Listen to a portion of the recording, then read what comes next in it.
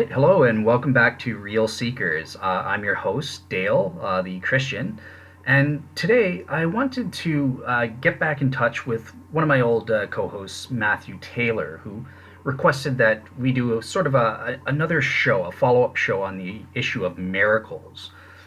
So I actually have Matthew Taylor as a guest. Welcome back to the show, Matthew. Hi Dale, thanks. Good to be here and talk to you again.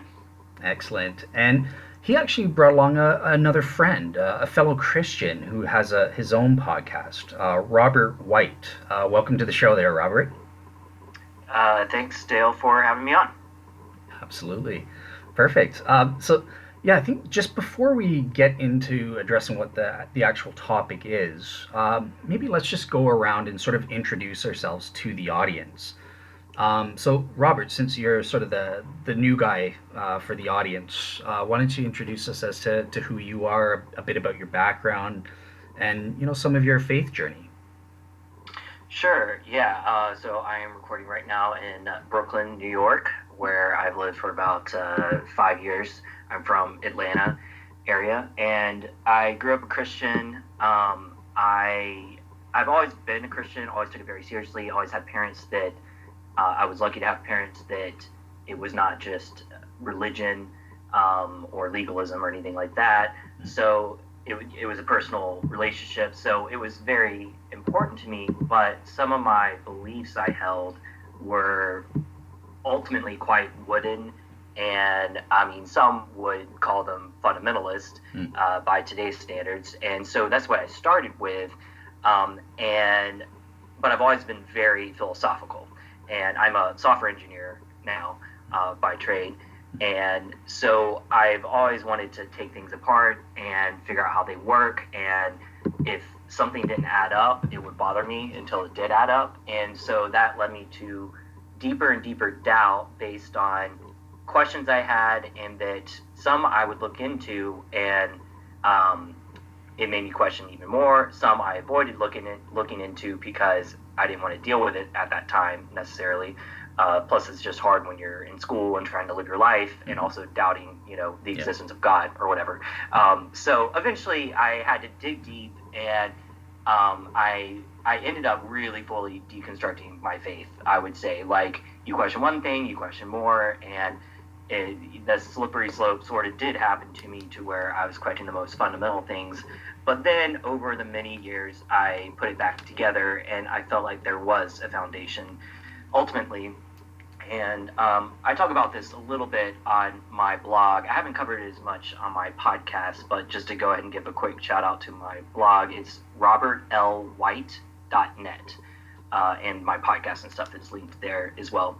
And so basically, I built it back up, but I'm still just interested in philosophy in general and epistemology specifically. In fact, my podcast is almost exclusively about epistemology so far.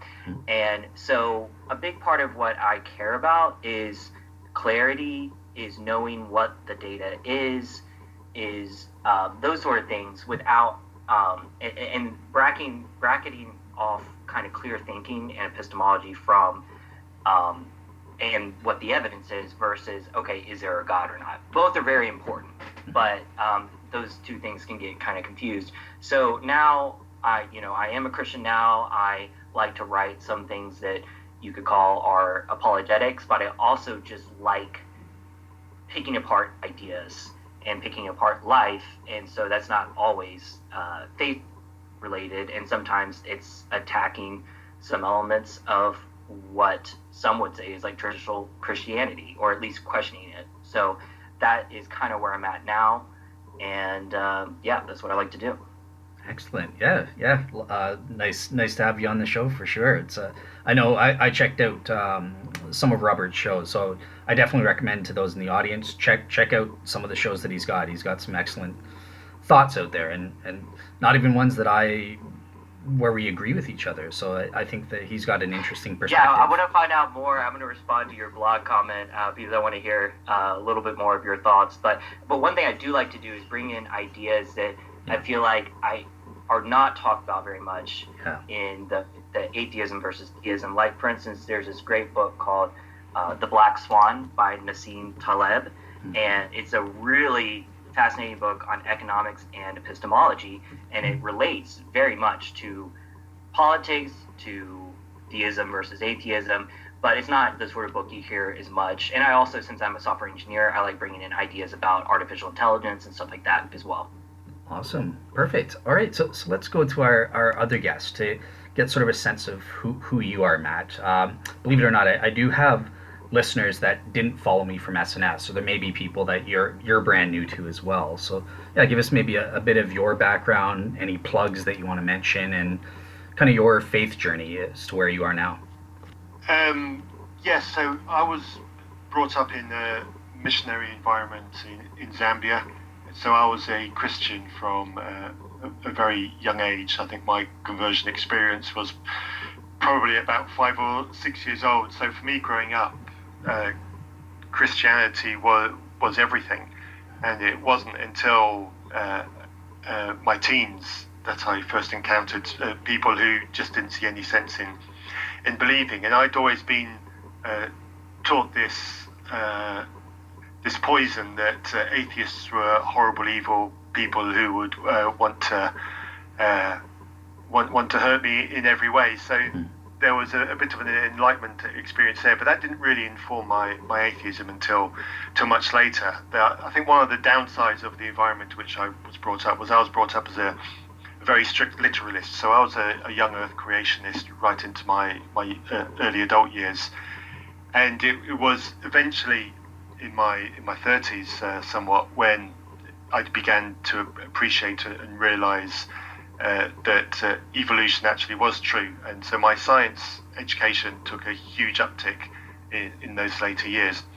So that started the stage of me questioning and leaving my Christianity. So that was about 15 years ago now. So that process took some time, took about 3 years, I say, to go from my first real strong doubts about is this faith that I believe in something that's tenable, to eventually saying no, I can't believe this anymore. So that was 3 years of turmoil. It was a tough, lonely time because I didn't really share my experience with anyone going on. After that experience, I blogged about my story. So key moments from my life as a Christian and my doubting my faith are available on the blog confessionsofaYek.wordpress.com.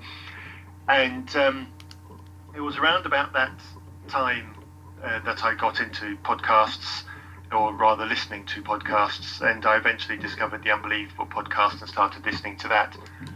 And it still remains the only exclusively religious podcast that I listen to constantly, although podcasts of people that I podcast with are excluded from that statement. And I was listening to the Unbelievable podcast because I enjoyed the interaction. You know, people like myself who have abandoned Christianity do seem to like to have that conversation, to talk with others, because we didn't have people like let me rephrase that. When I was questioning and doubting, I didn't have people like myself on the outside talking to me about the experience of doubt. So I went through my doubt experience on my own. And it wasn't until the end that experience ended that I became more open about it and started seeing what other people were experiencing, and realized that there's a huge number of people like myself.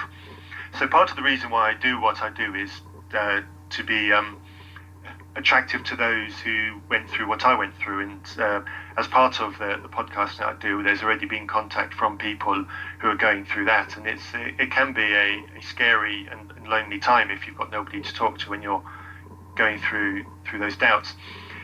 So I discovered the Unbelievable podcast and the forums there, and Justin announced his book, and then people who were like-minded like myself said we're going to do a response to this book. So that's when I jumped on board with that and got in touch with David and Andrew, who do their own blogging and podcasting rather. And so I developed a friendship with them and the other people in the team who were involved with the response book, which we called Still Unbelievable. So we're going back 2 years now. And so off the back of that book, then the podcasts came, which is why we've got the podcast Still Unbelievable, which I do with Andrew on a semi-regular basis. And I've really enjoyed that it's exposed me to interesting people to have on the podcast, scientists, philosophers, and everybody in between, people who are unknown and people who are quite well known. So I've enjoyed that experience, genuinely enjoyed that experience. It's given me the brave.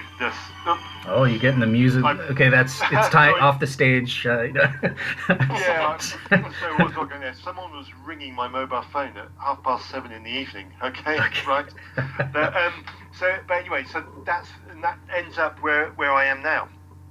So I've turned my back entirely on my Christian faith. I tried to rescue from a literalist, young earth creationist faith into an evolution, accepting more liberal faith, and I went through various mental processes to try to work out a way I could construct a Christianity that I could accept. And part of that process came the realization, well, if I'm creating the Christianity that I find acceptable, then I can't guarantee by any means that the faith that I'm subscribing to is true or accurate, because I'm just creating what I find comfortable believing. And if that's all I'm doing, creating what I find comfortable believing, and I can't know that any of that is true, then I may as well give up that process altogether. So that's what I eventually did, and so I'm now quite a hard-nosed evidentialist, a strong materialist atheist. Excellent. Okay. Well, not excellent that you're an atheist, but yeah. No, thank you. And Matthew, you're a programmer as well. I am also a software engineer. Yes. Thanks. Perfect. So yeah, I'll just give a brief sort of take on my history for Robert's sake, so you know where I am. So I grew up as a Christian myself, really up until my 20s, after I graduated university. And I took business management in school. So yeah, it wasn't really until my early 20s that I started having real serious doubts about my faith. And I realized that you needed to take these doubts seriously and look at both sides fairly at that time in order to have a warranted belief and know that what I was believing was actually true. So I sort of recognized that you need to assess the positive evidences. So, like I knew about things like the evidence for the resurrection and that sort of thing on a basic level at that time.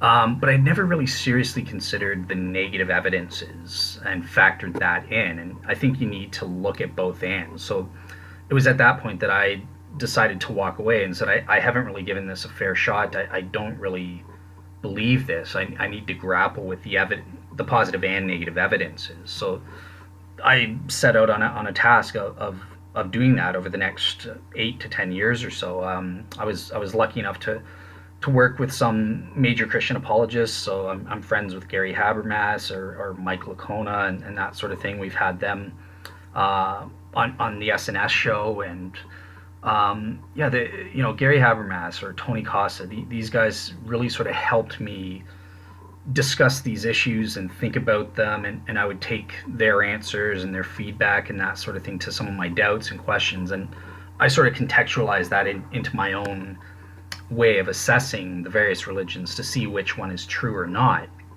And yeah, at the end of that, as of early May 2018, I came out as believing that Christianity is probably true and the other religions are probably false. And so it was at that time that I decided to look, God's given me sufficient evidence to believe this is true. I'm going to place my faith in it and commit to being a follower of Jesus. And yeah, it was. I made the announcement on the Unbelievable boards. Like Matt, I'm a huge fan of the show Unbelievable. It's one of the few. I as well.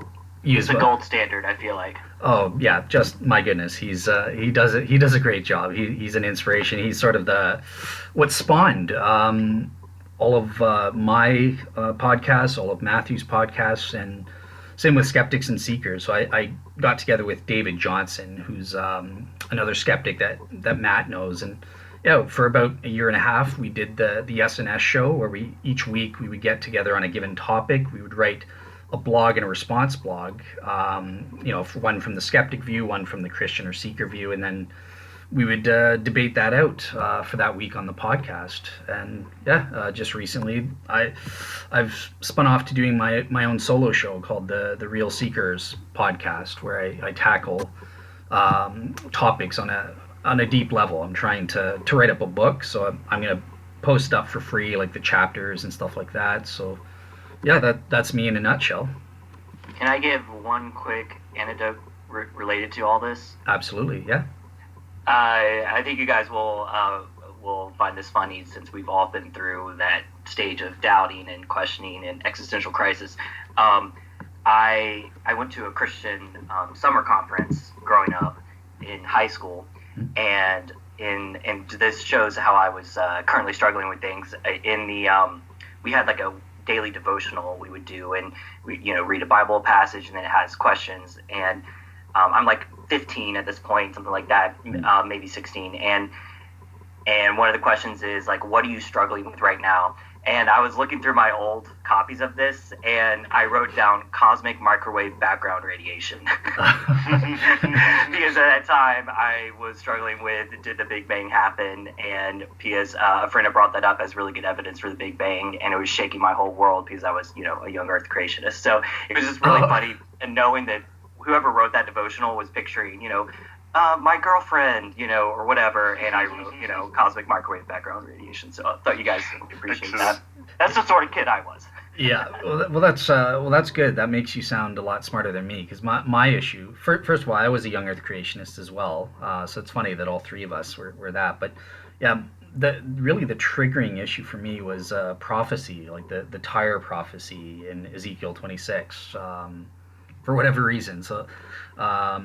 Yeah, it's interesting. But yeah, I think it's good that we've all been through the doubts. We can understand where the skeptic's coming from, and yeah, we got to take both sides seriously there. So yeah, let's without further ado, let's get straight into the issue for today on miracles. And what have we done? So I split it up into 4 major sections for discussion. So the first one, this is important to Matt. So he wants me to discuss my notion of default, the prior probability. So I sort of split that up into, my default prior probability, or the blank slate type thing, which I'll discuss in a minute. And then there's the post prior probability. So, what is the prior probability when you factor in various background evidences and that sort of thing. Then we're going to get into a discussion of identifying miracles. How do we go about identifying a miracle, or assessing and evaluating certain miracle claims on a theoretical level. And then finally we come to Robert's favorite part, the last part, where enough with the theory, let's get straight into the facts. Are there any miracles or provable cases that we should be looking at, and that sort of thing. So yeah, that's sort of the plan for today. And yeah, we'll start right into the first major section. So the notion of prior probability.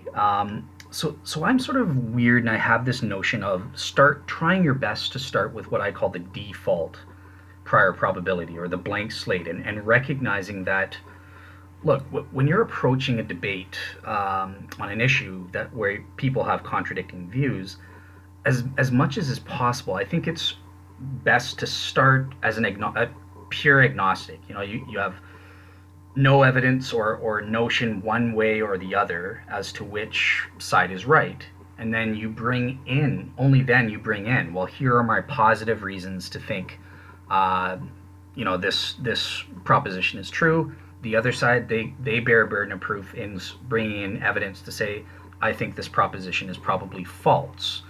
So this is the issue that Matthew takes issue with, is that I'll let him explain why he takes issue with that. But I think for conversational reasons, it's very helpful to understand, look, you start as a blank slate, and you're saying, okay, someone's claiming miracles are possible or plausible or something like that. Okay, what are your reasons for making that claim? You bear the burden of proof on that end.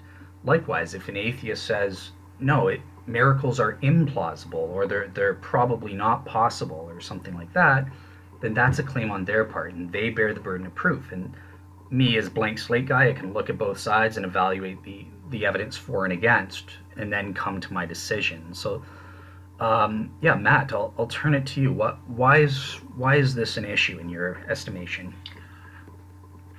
Um, excuse me. Yeah, the reason why I like it is I don't like it, and I have issue with it. Is first of all, I appreciate what it is that you're trying to do with that. So I'm not trying to argue against that. I think I've got multiple problems. One of them is the blank slate scenario practically can't exist because nobody arrives at a claim with having no knowledge or even no biases. So the blank slate scenario, to all practical purposes, simply can't exist. That doesn't mean we shouldn't try to eliminate incorrect knowledge or biases. I mean, that's part of the scientific process after all, to eliminate anything that's biased or invalid and stay with only what is true. So I've got something in my throat. 1 second. Okay, I think that's better. All right. So I certainly appreciate what is trying to be achieved. I'm just not convinced that the blank slate is the way to go about it. Okay. And the other bit I have an issue with is the assignment of burden of proof.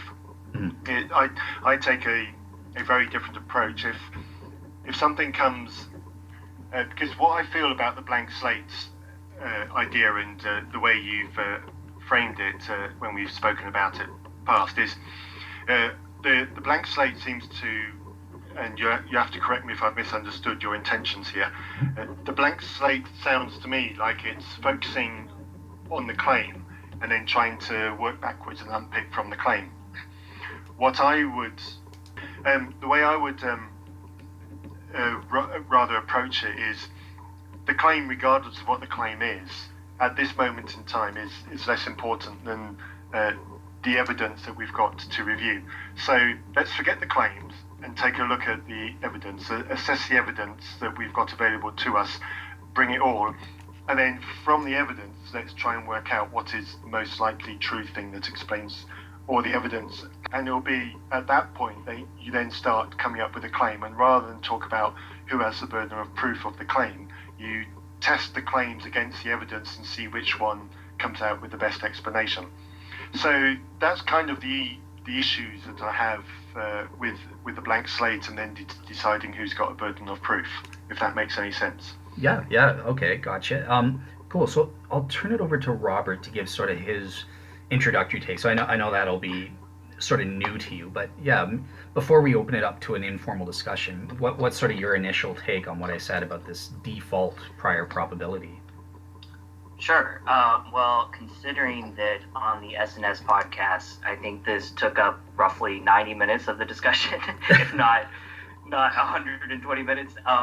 I often try to sort of avoid some of the burden of proof stuff because both sides know how sticky it gets. Now, that said, it is sort of unavoidable at times, at least, as well. One analogy, it's not really even an analogy fully, I like to use is, and this is partly because I tend to be a bit of a pragmatic epistemologist, I would say, is I like picturing you waking up from a coma with amnesia about essentially everything except the English language and the rules of logic, since that's basically built into your brain. You can't really think without the rules of logic. That is sort of, to me, a helpful way of like, okay, what is a blank slate? And it's like, okay, well, let's try to reset things. You wake up in the hospital, you really don't know anything. You just see things happening like a 2-year-old does, except you do have a fully developed brain, and then you go from there. And if I were a skeptic, I might very quickly move on to a naturalistic bias. And I mean, when I say bias, I don't mean that in a pejorative way. A naturalistic default or something. Predisposition. But there's still a step to move to that.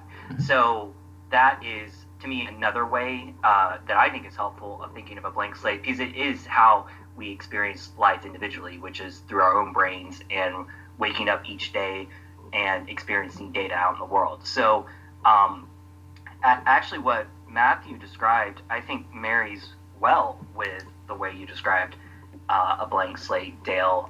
Matthew, to me, it sounded like he was just adding on, look at the data first, and then move to the claim, which I love. In fact, the big part of what I'm going to be talking about today is don't let the claim that you want to make cook the books. So you kind of take a survey of the data and then make a claim. And then I think to marry that with Dale, you're saying is that claim should be based on, besides the data we're looking at, based on a blank slate. So you got the data, your blank slate, and then arguments, you move on forward from there. So I feel like at this point I can agree with both you guys that as much as possible we should start with a blank slate and start with the data as well. So I think your two ideas can go well together as you've stated them so far.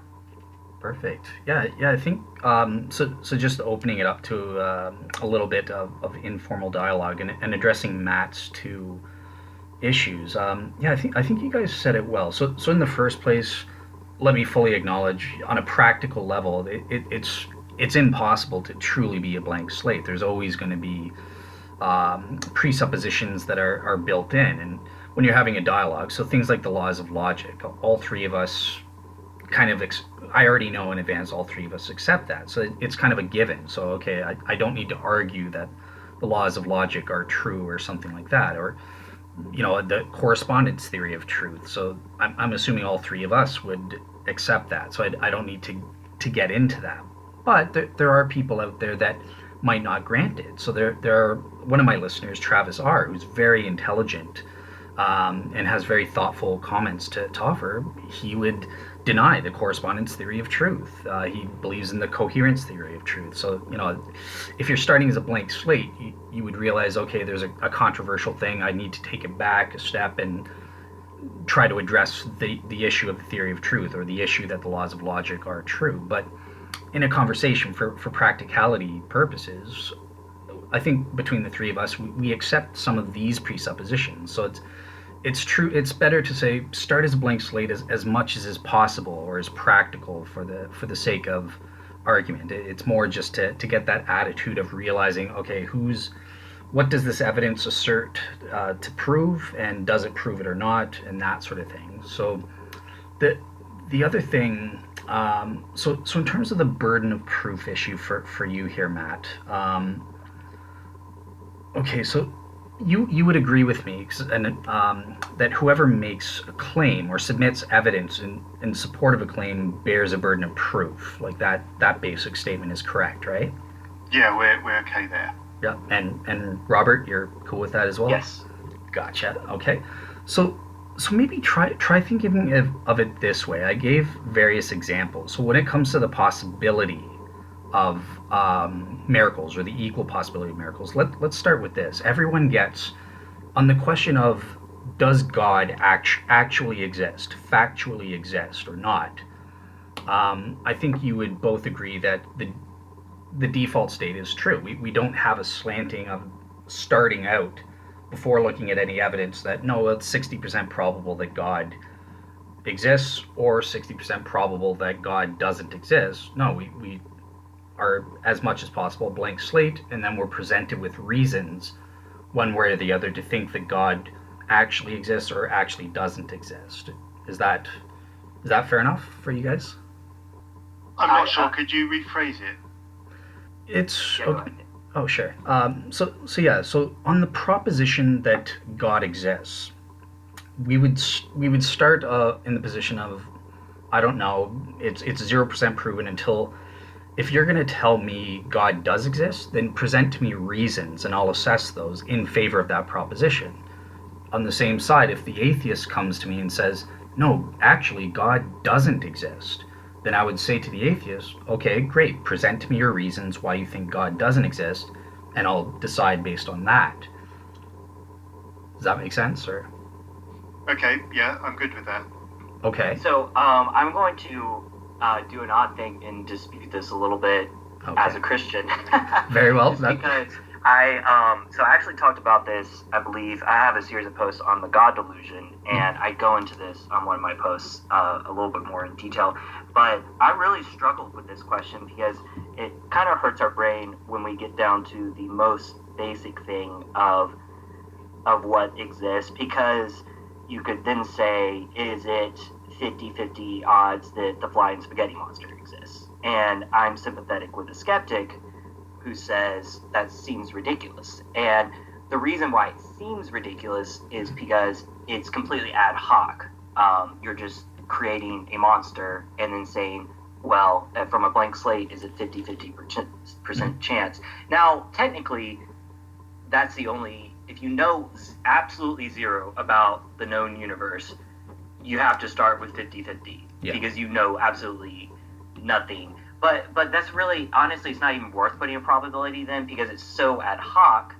I think our intuition tells us it's less than 50-50. Like, if it's 50-50 and, a rock monster is the creator, is also 50-50, how can all these monsters be 50-50? It starts to feel ad hoc, and it goes against our intuition. So I think the way I ended up going forward with this in my blog, I think, is that you almost can't assign probabilities when you have absolutely zero information. Like, a probability is just almost a random number at that point. You have to, and this is where maybe I'm more with what Matthew said earlier. You start with data, because we all do start with data. Like, we're humans and we've been alive by the time we start questioning these things. And then you look at kind of the live options for explanation, and then you compare explanations.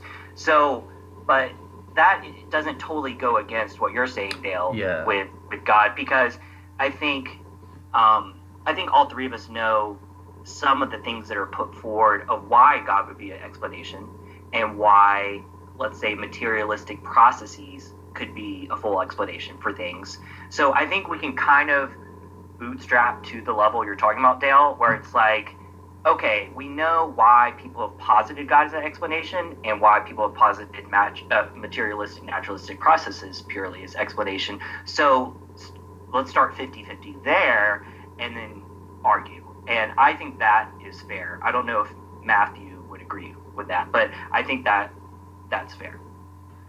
I can accept that, certainly at this point anyway, and I'm glad you brought up the flying spaghetti monster. I was going to go, my favourite is the invisible pink unicorn, but either works. And the issue I have with the assigning of burden of proof is I think it distracts from the point of having the conversation.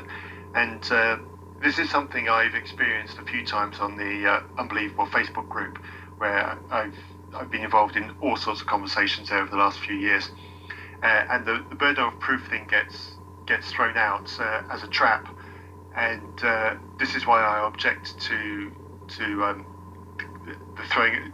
use of the burden of proof. And I'll use the flying spaghetti monster as Rob brought that up. If I say I've got the flying spaghetti monster trapped in my spare room next door, and you guys say, okay, well, you've made a claim, you have a burden of proof, and so I give you all my reasons, and then you guys say, well, actually, no, we don't believe you, you're lying to us. And I go, ha, now you guys have got a burden of proof, and if you fail to meet that burden to my satisfaction, I can then go, de facto, you've failed to meet your burden of proof to show that I don't have the flying spaghetti monster in my bedroom, therefore I have the flying spaghetti monster in my bedroom. And I think that's a deceptive flip, and that's how it feels, and I see that quite a lot, and that genuinely doesn't help achieve any kind of mutual respect or agreement in any conversation. So that's why I like to resist assignment of burden of proof in conversations like this. let me ask if this. I think this can help sidestep the difficulties of burden of proof, and the whole idea of burden of proof in a sense is if you frame it like this: there is a lot of data out in the world. There is existence. There is morals, or the perception of morals. There is consciousness, whatever. There's a lot of data. We have that data. What is the best explanation? And I don't think anyone can say that any individual gets to avoid that question. Like, each individual has to argue what is the best explanation for that data. And if you say there is no explanation, then you're just kind of that. I guess that's utter agnosticism, or I mean, a very weak position. Like, you're claiming to have no worldview at all. So, what is the best explanation for the data? And everyone just, it seems obvious, everyone has that burden to answer that question, and then you can start with a fresh table and put ideas on that table. Yeah. That can work better. Yeah. Okay.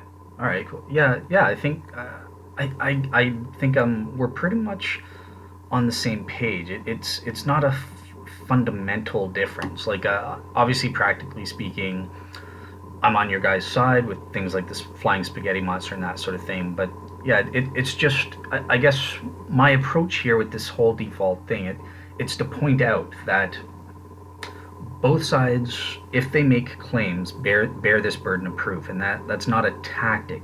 This is important to get, right? Because if you make a claim, God doesn't exist, or the flying spaghetti monster doesn't exist because, and then Robert points out, well, here's the reason: it's ad hoc, and that makes ad hoc hypotheses are improbable. So that would be what I call a post probability thing. You've given me a reason to think it's improbable, but the whole point of the default thing is, well, maybe this assumed reason, even if it's correct, your interlocutor doesn't necessarily have that. So, sometimes we just assume the reasons, and then we end up talking past each other. So if we don't assume those, then you'll realize, okay, he doesn't believe that the flying spaghetti monster is ad hoc. So then we got to discuss that and prove that. So that's the whole reason I use this as sort of a tactic to make us slow down and realize, maybe you've got a reason of naturalism. You think naturalism is true. Well, me and Robert are not going to share that starting assumption. So if you're going to claim naturalism is true, therefore miracles are probably impossible or implausible or something like that, then you need to establish that, because that is a claim on your end. And if you fail to meet that claim, that doesn't prove then that proves miracles are possible or are plausible or actually happen or something like that. But it just means, okay, we're back to that starting thing, and now it's on you, Mr. Theist, to present some positive warrant or reason to think this is true. So yeah, that's really what this whole thing is about. And yeah, it sounds like you guys are on board with me in principle. It's just, this isn't the way it goes in practicality, right? We have these assumptions where we just start with certain facts and that sort of thing. Would that be fair? Yeah, sounds great to me. Yeah, Matt?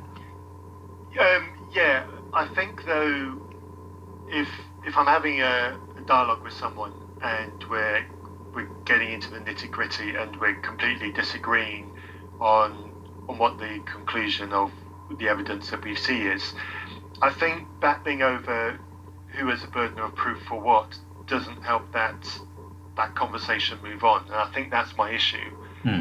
It creates an embattlement rather than a mutual attempt at finding what's true. So I would rather, instead of someone saying to me, "You've got burden of proof, now meet it," I would rather they actually came up to me and said, "Right, okay, well, let's examine the data that you feel is important and try and understand why you're coming to the conclusion that you're going to." I'd rather somebody in that situation makes an effort to understand my position, because that will also motivate me to want to understand theirs, rather than standing with battle lines drawn opposed to each other, declaring that the other one hasn't met their burden. So that's one of my other issues with it, is it creates embattlement, and I don't want embattlement. I want a mutual meeting of minds with an attempt to try to find what the data really does say, because it might turn out that both people are wrong. And it's only by getting together and working through the data that they get to the right answer. Okay, so it sounds that, yeah, I guess I would just say it could, and perhaps it often does lead to this feeling of embattlement or superiority. Like, hey, you made a claim, prove it. Aha, you can't even prove it. But I do think it's possible to do what you're saying and keep in mind this burden of proof. I see it as sort of a helpful heuristic, and it's going to be helpful when we get to our next section, right? So I'm going to be laying that off on, okay, let's first start with you.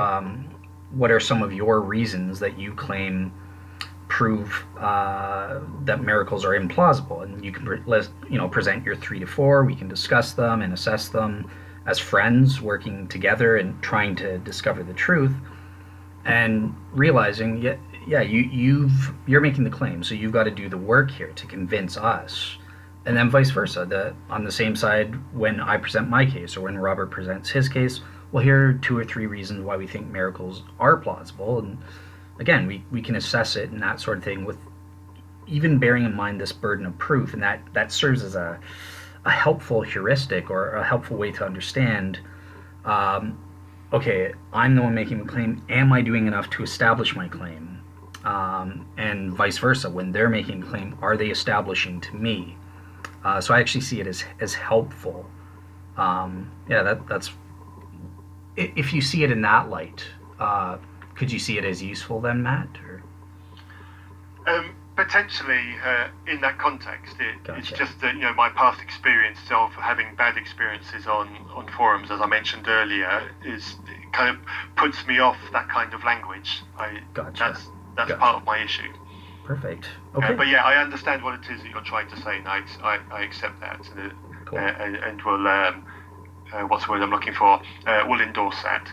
Awesome. Perfect. Okay. Yeah. I think that's it for the first section. We pretty much covered it. I know this was something that was important for you, Matt. Is there anything else about the default prior probability issue that you'd like us to discuss, or do you think we? No, I'm good with that. I'm fine to move on. Thanks, Dale. No worries. The funny thing about your S&S podcast is, to me, it seemed clear, Dale, that you thought this was going to be like an introductory thing that everyone was going to move on quickly from. And going on forever. This is which one are you talking about? Is this the one with all 4 of us in it? Yeah, that was the 4 of us one. Okay. The bad one, yeah. You guys still had useful discussion. Don't be too hard on yourselves. You still got to some good points. Awesome. Okay, cool. We just came away a little bit dirty. That was all. Yeah, it happens. We're all friends at the end of the day. So all right, cool. So yeah, I want to move on to the next major section. So let's this default stuff. Let's actually get into some of this background evidence. Let's look at what I call the post prior probability, and what are some of the reasons to think that miracles are probably possible, equally possible, or probably not equally possible, or improbable, or whatever. And in this section, I want to start with Matthew making. So having the fun burden of proof, not the embattlement burden of proof. But before I get there was an issue that I know puts you off, and I'm not going to go into too much detail. I just want to sort of ask and get your take on it. So in the first place, one of the reasons that some skeptics have provided to think that miracles are probably impossible, or implausible, whatever you want to say, is due to the issue of scientism. And I know that you take extreme issue to the use of that word. So first of all, for the people that didn't hear the S&S show, why is that, Matt? Why do you take such extreme issue to this word? Because when it's thrown about, it's often used as a blanket insult, possibly, to just outright dismiss what it is that the other person's saying, and to give an excuse not to pay any attention to any of the detail that they're saying. And again, this is something that I have experienced when trying to have an online conversation. and I give a reason and say, oh, well, that's just scientism, poof, and that's it. And absolutely no attention has been made to want to positively interact with what it is that I'm trying to say, and get to and have a dialogue over what it is that my position is. So it's basically partly the same issue that I have with the assignment of burden of proof. Is it's used almost as a weapon, and that's the issue that I have with it. It also depends on what definition, because it turns out there seems to be several definitions of scientism. It depends largely on what, and often when it's thrown out in the way that I'm saying it, it's meaning to say that, well, it's like they're saying to me, well, you've got this firm belief that only science can answer any question ever, so you're clearly being irrational. And that's not a position that I will accept, that I hold. So again, in that context, throwing it at me and dismissing what I say under the banner of scientism both robs the two of us of having a meaningful conversation, and attaches a label to me that I don't accept. So that's the issue that I have with that being thrown about. I mean, there are other lighter versions of scientism which I'm quite happy to accept, but I don't really want to go into a drawn-out conversation on the different meanings of scientism. But that's the issue that I have with the word. Gotcha. Okay, and yeah, don't worry. This is just sort of a side thing, because I wanted to get your take on this. So, okay, but just as a quick question, then, you would be fine with considering yourself an advocate of a weaker version of scientism in terms of maybe how I defined it in the blog post that we did in the show. Would you be fine if there is no associated that's not being used as an ad hominem, but a helpful label that describes, hey, look, the weak scientism, it's the view that says there may be some minimal truths that can have positive epistemic status without the support of science, but science is still the most valuable, serious, and authoritative sector of human reasoning and learning. If I just list out, this is what this word, this is what this word means. If you believe it, you can take it, and then we can have a discussion about, well, here are some things about it. Like, would that be offensive to you if it's presented that way? No, it's not offensive. Those aren't the exact words that I would use, but it's close enough. I would probably say something along the lines of scientism holds that at this moment science is the best tool that we currently have for gathering knowledge of how something works. So it's something like that kind of meaning is a meaning of scientism that I would quite happily accept. But I'm not sure that it's helpful to attach that to scientism, because then you're probably labeling all the scientists in the world as being adherents of scientism. So it effectively becomes so broad that it's effectively meaningless. But that's the weak meaning that I would accept that you're describing. Perfect. Okay. So yeah, that's it. I just wanted to get your sort of take on that much. So without further ado, Matt, I'll turn it to you to make your sort of opening case about the post-prior probability. Pretend you've got the burden of proof now, and you're the friendly burden of proof. Yeah. What are some reasons to think that miracles are probably impossible in your view? I'm not sure if I'll go as far as to say probably impossible, because there are dependents on that. So in order for me to accept that a miracle, okay, well, first of all, let me define what I mean by miracle in this context. Okay. A miracle is an act that, and we'll forget why, but an act that can't have happened naturally. It requires some extra natural or supernatural, whatever word you want to use, agent to act unnaturally in order for something to happen, because it couldn't happen naturally at all. So that's how I'm defining miracle at this point. So for me to say that I don't accept miracles as being probable is I am at this point unconvinced that there is such an agent that could do such a thing, and without an agent to be able to do such a thing, the thing that it would do can't be done. You see what I'm saying? So a miracle can't exist, can't happen, because I'm not in a position where I can accept that an agent who is able to do a miracle exists. So that is basically the nutshell which I would use for saying that miracles are implausible, and I struggle to accept that they've happened. Okay. Okay. So those are that's your main reason, just that one, or do you have other ones like three to four? Well, it all hinges around that statement, really. Without me accepting that there's an agent that could do one, and I can't accept that one happened, so it's kind of pointless me going into any other explanation, because it all hinges back to there's nobody who could do one, so it's not going to happen anyway. Gotcha. Okay. So I think, Robert, would you prefer to make like your opening case, presenting some reasons for it, or would you like to address Matt's reason to think that miracles are probably implausible or improbable first? I'll let you decide how this flows. What I want to do at some point is kind of give an opening overview of maybe a case for miracles and go into some of those actual case studies. Yeah. So maybe it's best to say that for now, and if you wanted to respond to Matt on a philosophical level, but it's up to you. Gotcha. Okay. So yeah, we'll skip over Robert for here because he wants to discuss section 4 on the actual examples. So in terms of your reason, so I would say first of all, okay, well, can you, since you do have this burden of proof, and you're claiming there are no agents responsible to do these supernatural actions, presumably there are no agents to do these natural actions either. Could there be any non-agents that could cause supernatural actions, just like there are non-agents that you think cause natural events to occur? I don't really understand the question, I'm afraid, Dale.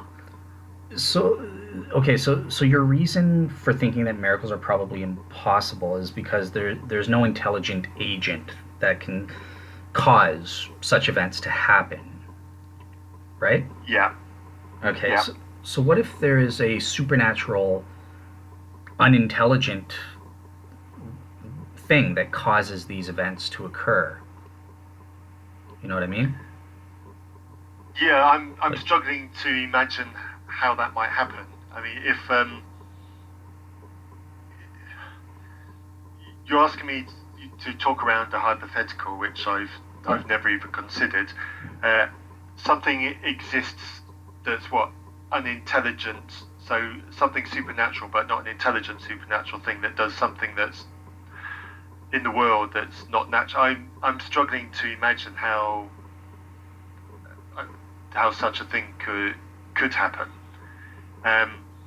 So could you try and be a bit more specific and try and clarify it with a specific hypothetical?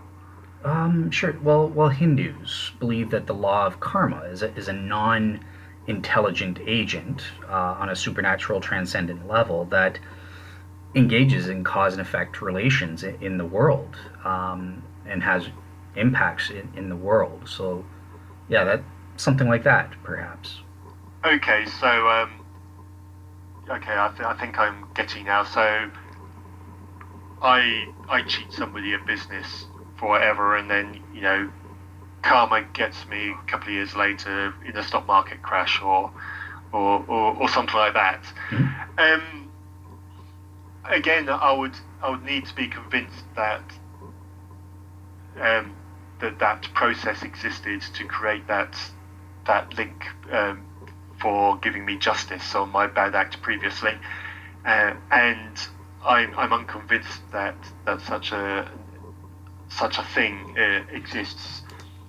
So I still can't accept that happens, and Okay. I'm still at the same base problem that I'm unconvinced that causal agent even exists. But if you were to convince me that such a causal agent of karma exists, then I might think differently. But I don't know how that would happen. Okay, so the other thing I just wanted to ask about in terms of your argument, so This is where I think the burden of proof, the friendly burden of proof, does come handy, because you've mentioned, look, you personally are unconvinced that a supernatural thing or a supernatural agent of any kind, fairies, God, leprechauns, or whatever, don't exist. But that's just talking about your own state of epistemic justification. For all you know, there's no, you're not convinced by anything you've seen. But have you taken any means to make a warranted claim in this department? Like, can you assert there is no agent in fact, or there probably is no agent in fact, or is it just nothing you've seen convinces you, so you're in this default state still? You have no reason to think that there is, but you have no reason to think that there's not such a supernatural agent. Um, well, I see no evidence that convinces me that there is, and I'm currently unconvinced that there is. So I live my life as if there isn't, and my life works very well living as though there isn't. So whether or not I say there categorically isn't, or whether I say I'm just unconvinced, but it might be true, it makes no practical difference to the way my life works. So I don't really care either way, to be honest, Dale. If someone wants to say that I'm de facto making the positive state that no such thing exists, that's not what I'm saying, but it makes no difference the way my life runs, because I just live my life as though there is no such being. Okay. Let me try Sure. a crack at this. I want to state how I would look at it, and Matthew, I want to see if you agree. So, if I thought there was no evidence for what I'm calling miracles, which obviously I do think there is, but let's say I thought there's no evidence, then I would say the reason why I don't believe in them is because of essentially Occam's razor. That for me to believe in something, it needs to have explanatory power. Otherwise, we're back to the flying spaghetti monster. It's just purely ad hoc. And so, if I didn't think miracles were happening, then postulating the idea of a miracle becomes almost like the flying spaghetti monster, based on if I believe, of course, if there's a God or not. So that then you're into arguments about if there's a God or not. But if you're trying to bracket that out and just talking about these supernatural interventions, then if there's no events that I'm trying to explain, then it's purely ad hoc, and therefore I think Occam's razor does away with it. Matthew, does that track at all with how you would look at it? That tracks. I'm quite happy to ride with that. Gotcha. Okay. Yeah. I think. Okay, so that's good. I think we presented your case, your reason. I guess my final point is just, because it practically works doesn't mean it's true. Because my belief in God, I could say the same thing about my belief in a supernatural agent, God, or something like that. So yeah, if we're concerned about what is or isn't the case, then we would have to do more than, or you would have to at least establish, hey, if there was such a supernatural agent out there, then I would expect that my life wouldn't work as well, if that were the case or something, and that proves there's probably no agent. So yeah, that would be sort of my final thoughts on that. Just to, in the final part of this section, then I'll give sort of my positive reasons why do I think miracles probably are possible or plausible. And so I think Robert hit the nail on the head. That the first major one is, look, if we can prove God exists, and I believe that we can on a balance of probabilities, then yeah, right there, God exists entails that supernatural events are plausible. It doesn't mean necessarily that he's actually done supernatural events in history, but they are plausible or probably possible if we can prove God exists. I think all three of us would agree on that. If we could establish that, that would be a good positive reason to argue that miracles are probably possible. Is that right, guys? Yep. Okay. What about So other? now we just got to convince Matthew to become a Christian, and we're good to go. Yeah, well, hey, Matt. Like I said, I hope I can convince you when I bring you back to do the cosmological argument. When I'm finished that write up, maybe we'll have Matt making an announcement. He's a theist right then and there. I'll pray for. Place your bets now. Yeah. Okay, so here's my second of three reasons. So also independent of proving God exists, maybe if we could prove something like the soul exists, something that's non-physical, that might shake things up and get you open to, hey, there's more to this universe than modern science or naturalism gives it credit. Yeah, I'm interested in your take on that. If I could prove something like substance dualism is true, Matt, would that maybe make you provide some warrant to think that supernatural miracles are plausible in any way, or do you just not see them as connected? And what's your take on that, Matt? I don't think there's an obvious road from that to theism. It would certainly force me to rethink my materialism, and it would force me to assess what I do next. And I would definitely go on a quest to find out what the existence of a soul means and how that comes about and how that interacts, and is that limited to only humans, or are other animals affected by that as well? So yeah, there'd be a lot of questions that I'd want answered resulting from that, and it would probably change the focus of a lot of things that I do. Gotcha. And just bear in mind, again, from the existence of the soul, I don't need to argue for theism, just for the plausibility of miracles. Unless, are you saying only on theism are miracles possible? Well, I'm not sure. I'm not sure how a soul would show that miracles exist. You need to show me how one links to the other. But Right, I'd certainly yeah. be interested in how that would work. Gotcha. Okay. But just so I know, you are open. Let's pretend fairies are supernatural agents, not God, and they're doing supernatural events. Like you would be open to other agents other than God doing supernatural things. Yeah, on the assumption that they were shown to exist, yes. Gotcha. So okay, cool. So yeah, that was sort of my case. Is the soul is a supernatural entity, and it stands in cause and effects and does supernatural events when it interacts with my body. So that's how I would use that argument. And the third, and actually, yeah, Robert, did you have anything to say about that reason, or? No, go ahead.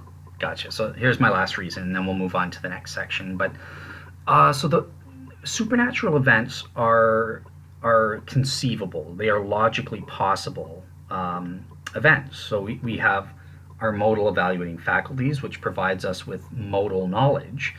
And yeah, I can conceive of Jesus rising from the dead, for example. It's conceivable, therefore that means by definition it is logically possible. And unless you have, given the principle of indifference, unless you can present factual reasons why miracles wouldn't be possible in this world or this universe in particular, then the mere logical possibility, all else being equal, is enough to establish, yeah, miracles are factually possible in this universe as well. Yeah, what do you make of that, Matt? I don't know. I need to process that a bit. Do you want to go first, Robert? Yeah, go ahead. Sure. I think it's certainly important to point out, to figure out what is logically possible versus impossible. And so it's a helpful distinction, but I guess to me that doesn't add a ton, because probably a lot of the flying spaghetti monster type creatures are logically possible, but that doesn't mean they're any less ad hoc. Gotcha. Okay. Perfect. Yeah. Yeah, I'd pretty much go with that. This isn't intended to be unkind, but it feels like it's trying to slip God in through the back door, if you see what I mean, by saying, oh, well, it's logically possible, therefore it's real. I'm not making a specific accusation, Dale, so please forgive me. That's just no worries. kind of how it feels when I hear it and when I process it. So I'll go with Robert where he says you need more than just saying logically possible. I want actually possible. Because when you say logically possible, I think you're still talking in hypotheticals, and I want to step out of that and deal with the actual. Okay. Do you want me to respond or just move on to the next? I'm curious, Dale, what you would say to the response that it still remains ad hoc, even if it's logically possible. It's ad hoc to say that is enough of a reason to seriously consider it existing. It's. I think that you're asking the wrong question. So the proposition here is not whether miracles actually happen. We're not there yet. We're asking, are miracles possible, or are they probably possible? So on that front, logical possibility is good enough. Alone, that establishes, yep, they are possible. The only qualification is, are we asking, are they factually possible? And that could be a difference. If the skeptic, I thought you had phrased it differently, where I thought you put it if before, that if they're logically possible, does it make it like more likely that they exist or something like that? Gotcha. Yeah, no, and I would agree 100% with you. Even if they are factually possible, that doesn't, that would be, I would still be in my default state as to whether they actually occur or something like that. So yeah, we're on the same page there. Okay, sure. Okay, cool. So the next section, this is the last section of the theory part, and I want to reserve the most part of the time for Robert's sake to talk about the actual examples. But this is the section on identifying the miracles of God. And Robert, I know that you actually have a unique take and an interesting take on, how is it that we as human beings go about identifying miracles in theory? What's your case on that? So it's interesting. My podcast I did with my atheist friend Ryan Price, we talked a good bit about this, and it's a very challenging topic, which is why I would say I've actually moved away from kind of technically trying to identify miracle, and instead just trying to see what events are happening in the world, and if these remarkable events are happening around Christianity. That is sort of the case I'll be presenting in a bit. Mm-hmm. So I actually bracket out entirely, at least at first, if it's even supernatural. Like, it could be entirely natural, but they're remarkable, and they seem to only happen, or nearly only happen, around Christian faith, for instance. So when it comes to just identifying it in a more philosophical sense, it is a very challenging thing. And I think the conversation gets confusing. I'd like to hear what both you guys have to think about it. I think, so I didn't prepare a ton for this very specific idea, but when I was thinking about it earlier today, it would be probably some combination of, it needs to seem like there is an agent involved. Because if it doesn't seem like an agent is involved, then it seems like a law. And if it's a law, then no matter how strange it is, there's no use calling it a miracle, because there's no mind behind it. There's no choosing. So I feel like whatever we're looking at needs to seem like there's some sort of agent involved. Mm-hmm. And then secondly, I would say it has to go far beyond what is currently known to be natural. And I think that is a decent working definition and what you would look for. So that's sort of what I would put out there. And just before I give my case, so I listened to another one of your videos, as you know, from my comment about, you had something interesting to say that I think I might disagree with, but your use of helpful heuristics. Did you maybe want to, what do you mean by heuristics? How are these helpful? Did you want to go into that maybe a bit? Yeah, I might touch on this more a little bit later, but okay. Just to give, it's something I started recognizing about a lot of these debates, that these debates often get very philosophical, very technical, very definitional, and a lot of that is unavoidable. But the downside of that is you can get very stalled out, you can be two ships passing in the night, that sort of thing. Mm-hmm. So what I started to think of is, like, why do we actually believe this or that. And we often put forward very technical arguments, but that is often not precisely why we don't believe it. And for someone who is interested in this, I would definitely recommend my Heuristics podcast because I take a while to fully lay it out. But just to me, there's a mirror image case here that I'll probably touch on a little more later, but a mirror image case of miracles for the Christian trying to prove and biblical difficulties for the skeptic. And just as an example, I don't think a skeptic disbelieves the Bible, or let's say an ex-Christian. So they were prone to believe it at first, and then they end up rejecting it. I don't think they reject it because of a single difficult passage. Because if it was just one, then that crazy resolution that a Christian apologist puts forward would probably be enough. Because you would say, okay, it's literally that one passage in the Bible.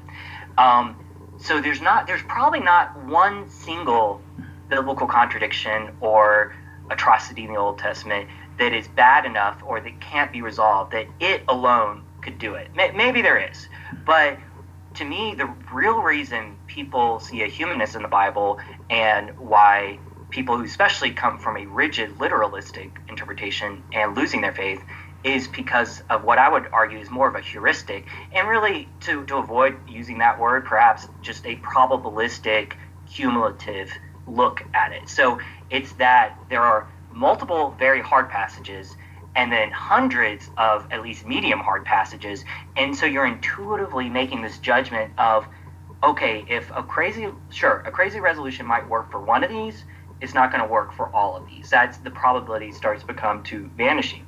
So I would say miracles are really the same thing. The struggle is it's tough to actually get skeptics to look at the data for miracles. Yeah. And this is where the heuristic comes in. You don't have time to do more than just look at one or two cases. But that's exactly like a skeptic trying to convince a Christian of one or two cases in the Bible. The Christian can comfortably and even perhaps be warranted in saying, well, I bet there's resolutions for those. But what the Christian really needs to do is read a Bart Ehrman book or just survey the data more fully to really come into contact with the wide swath of data, both the width of the data and the depth of the more difficult ones. Then you can decide if you can overturn it. And so I think miracles is the exact same thing. So many of these debates end up focusing on maybe one miracle case, and of course a skeptic can find a way that it was natural. In any single case you can do that. The question is, when you add that in with the wider swath of data, does that become probabilistically accurate? And that's why I turn in terms of a heuristic, and that's how I would say we make most judgments in life, because most of the time we're not doing individual scientific experiments, we're not doing firsthand research, we're doing a lot of these heuristics and then digging in deeper as necessary.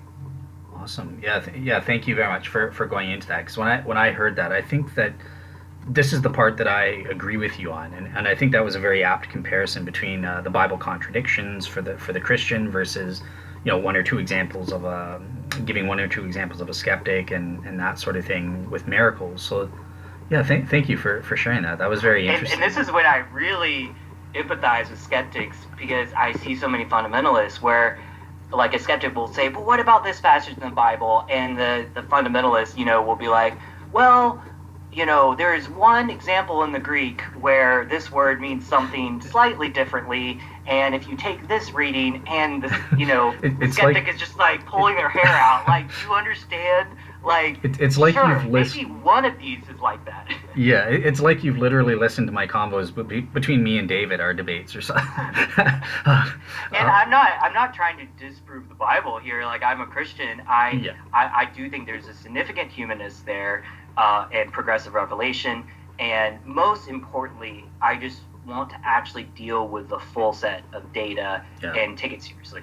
Gotcha. Perfect. Okay, so before I turn it to Matt, I'll give sort of my take, because I do provide a lot of thought into coming up with a warranted way of identifying these miracles. So my sort of angle, and I'll fully admit there are different valid ways to identify miracles, perhaps, and that is a good lesson that I think I'm learning from Robert's case. It doesn't have to be one size fits all, but in my case, I do think it is valid through the lens of identifying miracles through the lens of intelligent design. And specifically the theory, I won't go into the full hour explanation, but I like William Dembski's notion of specified complexity. I think these criteria of specification, whereby there is a very improbable event or a small probability event that conforms to an independently given pattern. And when we can establish these two criteria, specificity as well as complexity of a given event, then this warrants the inference of intelligent design and thereby an intelligent agency. It underlines how we identify purposeful choice for a certain end. And when it comes to the issue of miracles, I'm specifically interested in a specific subset of miracles that are designed for the end of authenticating a given religion as being true, and that's sort of been my main focus, as opposed to other like miracles of compassion or miracles done for any other reason or purpose or that sort of thing. So the way that we can identify miracles relating to specified complexity is, look, once you prove the event has actually occurred, there are two fundamental elements. Number one, the event has to be extraordinary, and I've gone into various ways of identifying an event as extraordinary, and this totally bypasses the notion, is it supernatural, natural? I don't care. The ancients didn't think that way. Bottom line is, it is remarkable. It is an event that would serve as a sign or wonder to the reasonable person, and by reasonable person, that's the legal definition. An average person, average intelligence, average due diligence, average knowledge base, whatever you want to say, the average guy in the street. So the extraordinary that relates to the complexity angle. It's an extraordinary event.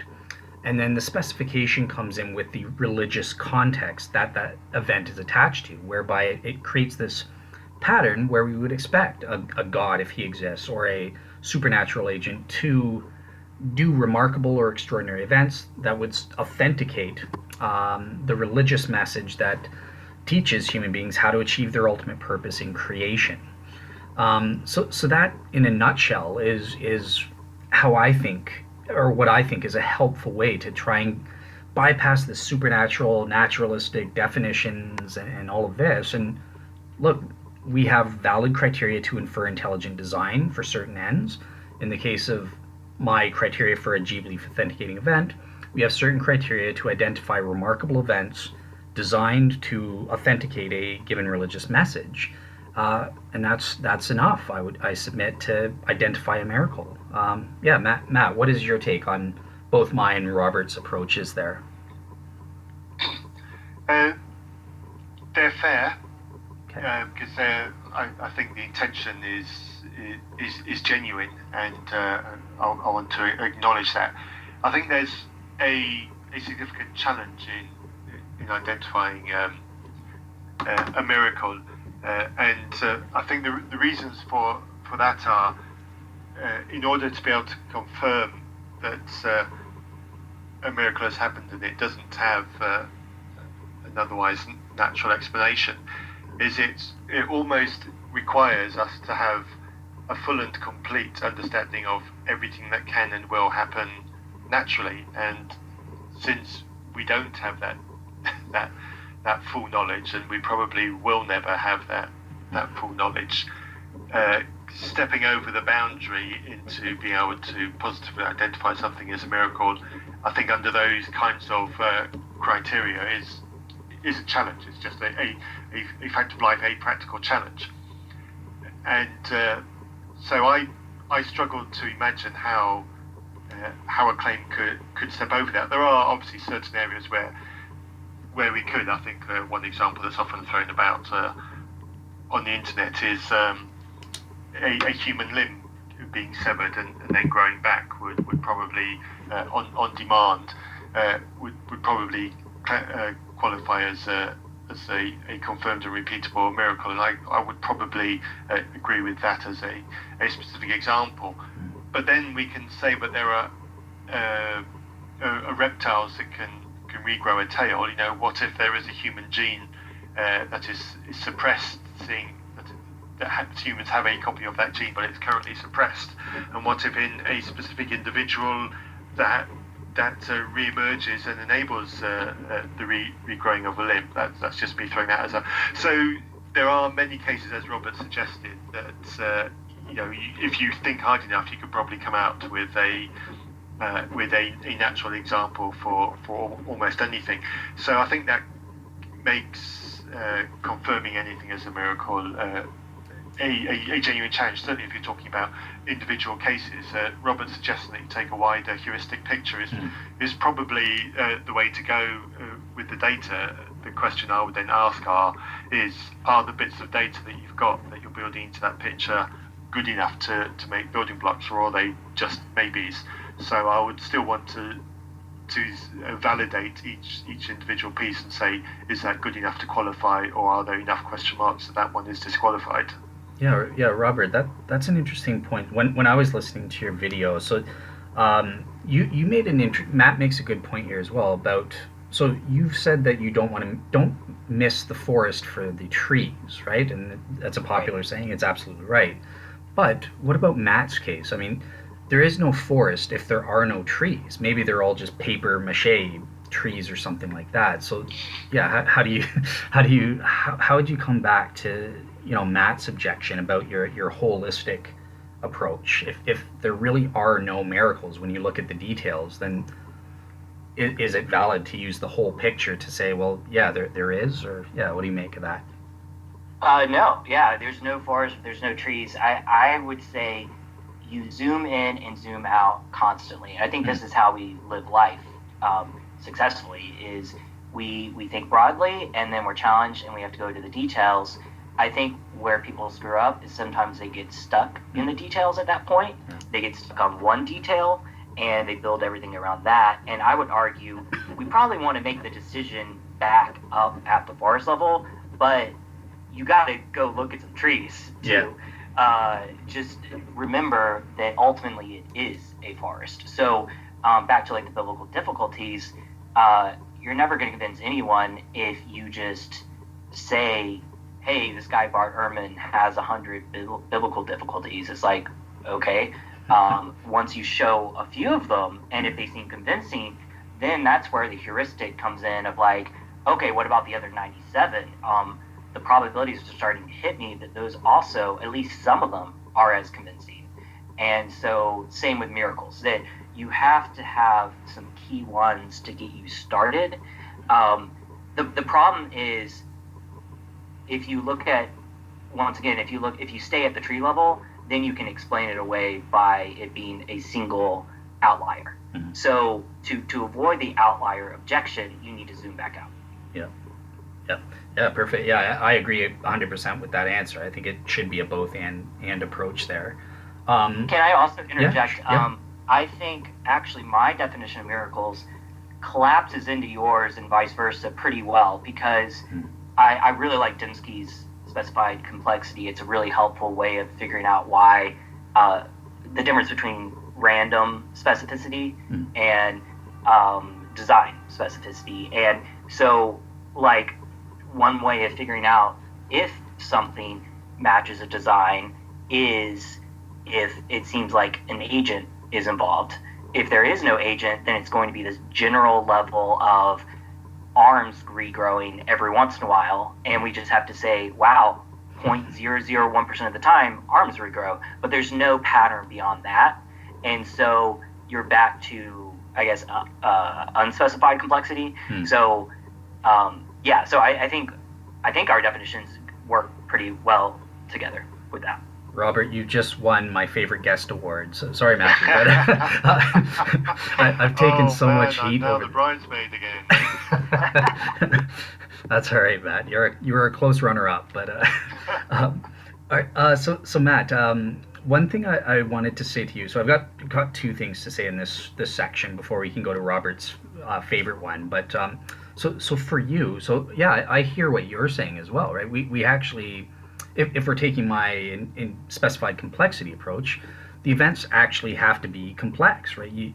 There are all these number of possible naturalistic explanations, and you need to assess those and that sort of thing to see, well, is it actually improbable to occur, and or very improbable to occur on a according to plain natural law or random chance processes. So that would be part of the application of these criteria, right? It would fit in that way. Um, yeah. Do you see how sort of the issues that you raise? So Robert said that there's an issue of specificity. There's also the issue of the complexity, but they sort of fit into my way of assessing these things. Yeah, I'm still bothered by the word probability in there Okay. because let's say, for example, you came out with an example of a miracle. It doesn't actually matter what the example is, but you said the probability of this being natural is 1 in 20,000, so it can't be natural. On the with enough numbers of events, a 1 in 20,000 event will happen. Mm-hmm. So I think the language of probability in there is still a problem, and very rare natural events do happen regularly. Just because of the sheer number Yeah. of things happening and combinations occurring. So I think the probability thing is a challenge. I would need something more than just this has got a very low probability of being natural, therefore it can't be. I really need something that's more concrete than that.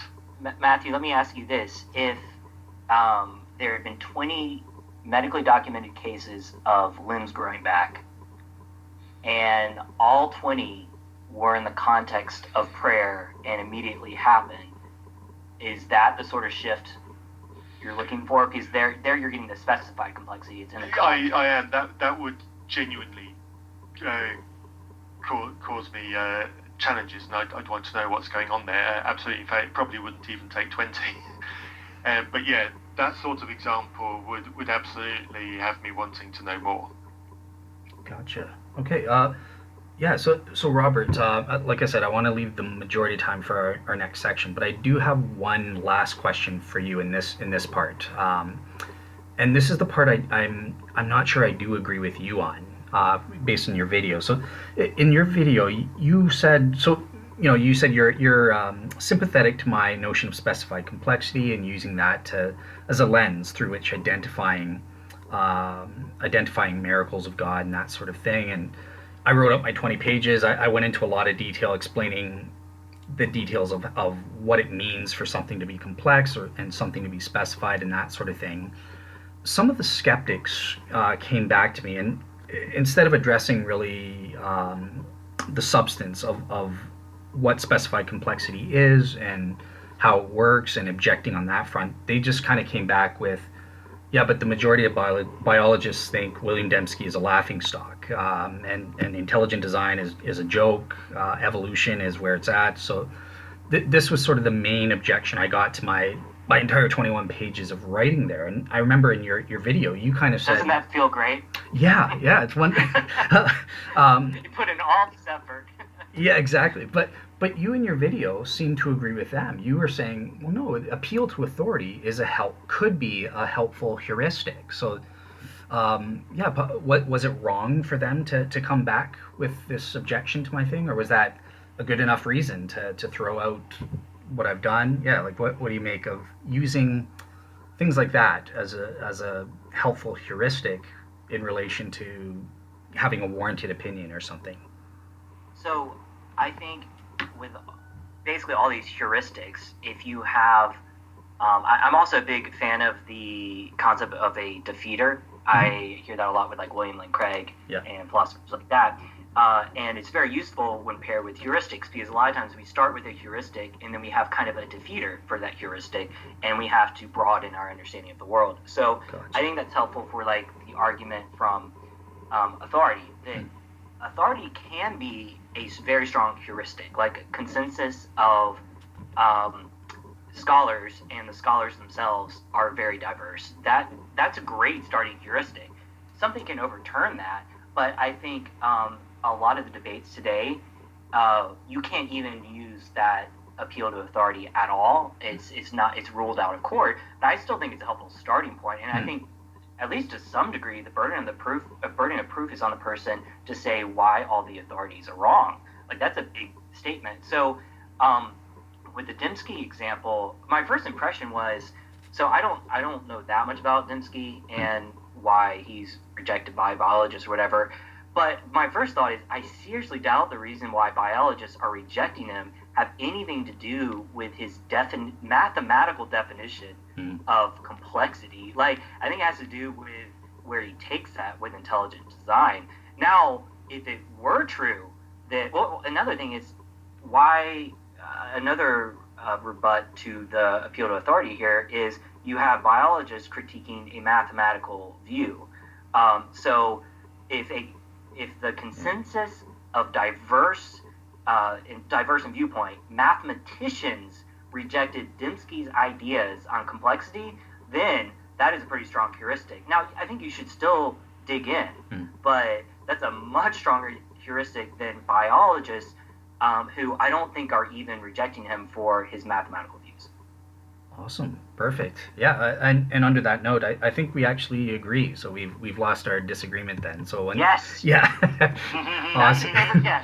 and I oh man, and my tactic was to have you two fighting so I could win that turn. Hey, I've been on your side a decent amount this so far, Matthew. I think so. It hasn't been all 2 versus 1. Yeah, exactly. Yeah. Perfect. All right. So here it is. The favorite part of the debate. Let's get into specifics now. Actual examples. Are there any actual miracles that can be identified in that sort of thing? And for the most part, I'll sort of become more of a moderator. I'll maybe throw in my 2 cents if you guys want it or something like that every now and then. But I want to give Robert as much time to speak on this as possible. We've got about 40 minutes left till 4:30, which is the 2-hour mark. Yeah, so I'll let you and Matt go at it. Starting with you, Robert. Are there any actual examples that you think are worthy of discussing as miracles that happened? I believe there are. And I'm going to couch this within a kind of a wider argument to a degree. So I'm going to save the specifics towards the end, but I'm trying to make this whole segment short as well. So I'm just trying to encapsulate it in the wider idea. So I think it helps just for people to understand where I'm coming from. But one interesting way to compare, I think, the way I tend to approach this and the way you, and I would say most apologists probably approach this, Dale, is I would say your approach is more top-down, more starting with fundamentals of God, logic of possibilities, and what I have basically converted to, at least for now, is fully bottom-up. Like, start with the data and what we see, and then move on to explanations. So obviously neither of those positions are exclusive, but I think that is a difference you'll see here. So one of the things I want to do in my life is for everyone to have a clearer view of the world. So that involves a clearer view of the data, regardless of how we explain that data. And I think what a great example is that here's an appeal to authority for you. From what I understand, the scholarly, almost universal consensus is that the disciples had experiences that they thought were the risen Christ, had visions that they thought were the risen Christ after he died. So what's really helpful is to bracket that out and say, okay, this is the historical consensus. And then skeptical historians, of course, think it's a hallucination or not. But we lose something really important when in that discussion, all of a sudden people come away thinking the disciples didn't even have those experiences.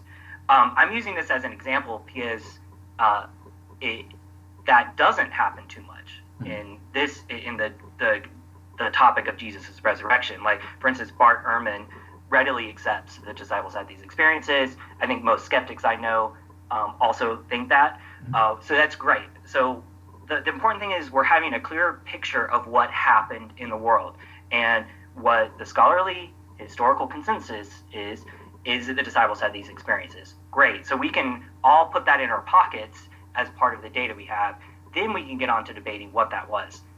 My problem is, I think with miracles, this is an utter, total mess. I think the philosophical considerations of the explanation has muddied the consideration of the evidence so much that I would argue most skeptics have a completely a severely lacking view of what is out there. And I would say Christians aren't even very aware for the most part. I like this quote. There's a great podcast called the Hinge Podcast. This gets confusing because now the Hinge dating app also has a podcast. It is not the dating app. I'm familiar with the podcast. Yeah, it's spun off from Unbelievable, which we're all a fan of. And it was a Christian host and an atheist host. And Corey Markham, the atheist, as the intro to the Miracles episode they did, he said, "This was the biggest challenge to my atheism so far. These stories fly in the face of the dismissive attitude that most atheists have." And that is my modest goal, is to get more people to get to that stage. Because then we can debate what to do with that. Maybe the reasons for God not existing are so strong that we still just bracket out those crazy miracle stories. But I want skeptics to know more about the crazy miracle stories. So that is stage one, is like, what is the evidence? What is the data out there? Then we can argue from there. So so what I would say the prima facie evidence is that there is this remarkable phenomena happening, and it clusters around Christian faith, and it's happening at a number and a magnitude that is remarkable, and I'll go into detail on that. So that is my claim, and then you can go on and figure out what exactly that means. Even if you can't prove it's supernatural, I still think that's prima facie evidence for Christianity, because I mean it's literally what Jesus said, what Jesus did, and what he said would happen. People, the blind receiving sight. So even if the blind receive sight around Christians, and somehow it's natural, I mean, it's still like, what the heck is happening there? That seems like prima facie evidence for Christianity. So that's kind of where I get to. And before I get, I'm going to go into the data in just a second. The last thing I will say is, I think a helpful comparison is like UFO stories. So I don't know that much about UFO research, so I'm actually tentative to dismiss it. But in general, I don't believe those stories. But I do, and this goes back to your blank slate thing, Dale, is I do have a reason for dismissing them. And it's that we all know there is a background noise of random kooky stories out there.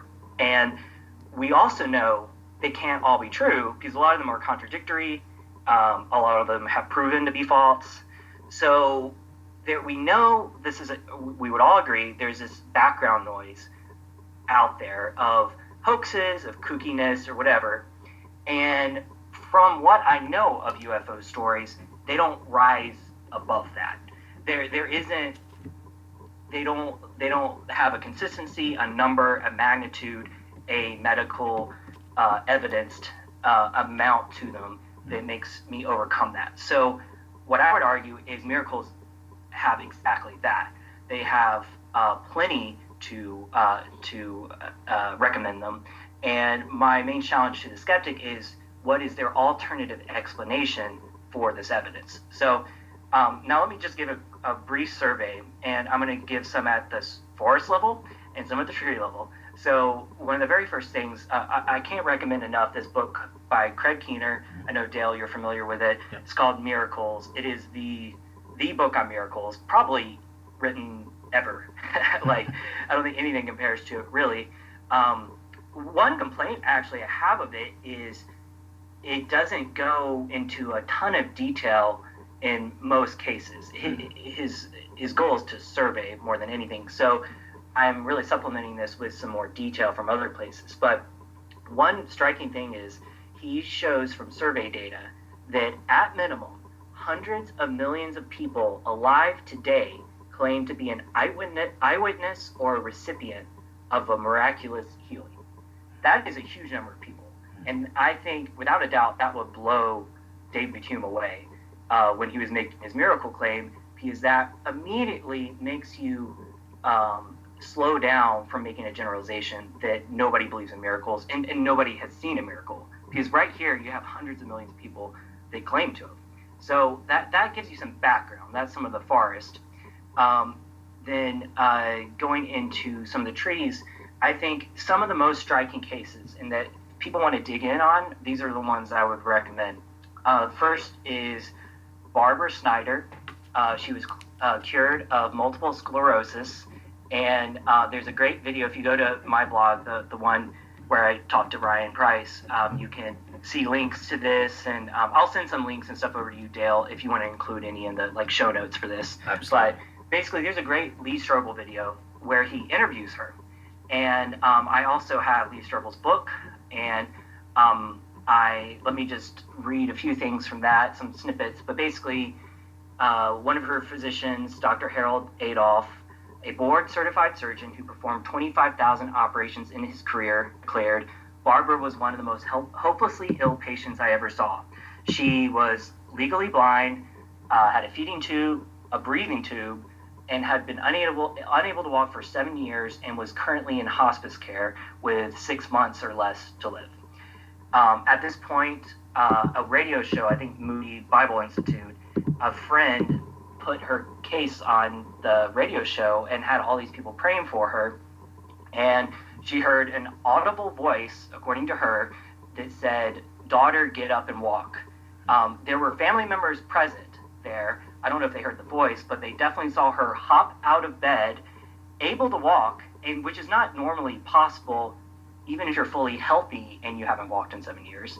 She was able to walk. She could see. She didn't need I don't think she needed the breathing tube anymore. I'm not sure she mentions that part, but her muscles had become deformed. Like her fingers were back towards her wrist because of the MS. That was fully healed. She went to the church service that night where they had been praying for her along with the radio show. And she went back to her doctor, and she had multiple doctors working on her, and this is Dr. Thomas Marshall, says, I have never witnessed anything like this before or since, and consider it a rare privilege to observe the hand of God performing a true miracle. Lee Strobel was interviewing her 35 years later, and she was still fully healed. I have seen the newspaper clipping of this. 2 of her doctors have written about her in books. I have bought one of the books and read the section on it, and it corroborated what Lee Strobel said. So this is a very well-documented case. I think she had something like 20 years of MS documentation. And so this is one of the most striking ones, and I think it's well worth watching the video where Lee Strobel interviews her. And not to get ahead of myself, but I would ask, what I'd like to challenge skeptics is, give me an example of this happening where there wasn't an intense religious component to it. Give me an example of where someone spontaneously came back from MS, but there was no voice of God and no, radio praying for her. Just to give a few more before I hand it back to you guys, on that same Hinge podcast, they interviewed Bruce Van Natta. He had a truly gruesome accident while as a mechanic working under a car. I won't go into all the details, but they interview him. And basically, he was prayed over, and within a week or two, that's when he went back to the doctor. He had lost a huge chunk of his intestines. His small intestine grew back something like 8 or 10 inches. And I like this as an example because it's basically a body part growing back, because the small intestine supposedly cannot grow back at all. It can get thicker, but it can't grow in length. That just doesn't happen. And here is a case of it happening. And so he claims to have all the medical data. He has a website. You can listen to the interview. A third one that I really like is Dwayne Miller. This is a quote from Lee Strobel's book. It says, over 3 years, he was examined by 63 physicians. His case was even scrutinized by a Swiss symposium of the world's leading throat specialists. The diagnosis, The flu virus destroyed the nerves of his vocal cords, rendering them limp. When Miller asked about his prognosis for recovery, a doctor told him 0. The crazy thing about this particular miracle is there is an audio recording of it happening. It was during him teaching a Sunday school class, and this is in the Lee Strobel video on my website. And you can hear his voice go from severely damaged to almost fully healed within 30 seconds or a minute, and they're all reacting to it. It's unbelievably incredible. And so here's a quote on the follow-up with Lee Strobel. Subsequent doctor examinations showed his throat looks like it never had any problems. In fact, against all odds, even the scar tissue has disappeared. Said one physician, even if I could explain how you got your voice back by coincidence, which I can't, I could never explain what happened to the scar tissue. So those are 3 striking examples. I'm going to zoom back out real quick to talk about peer-reviewed studies. One that is always thrown around. And just so you know, try to give 2 minutes, because I want to give Matt fair time as well to give his opening case. So in the next 2 minutes, if you can.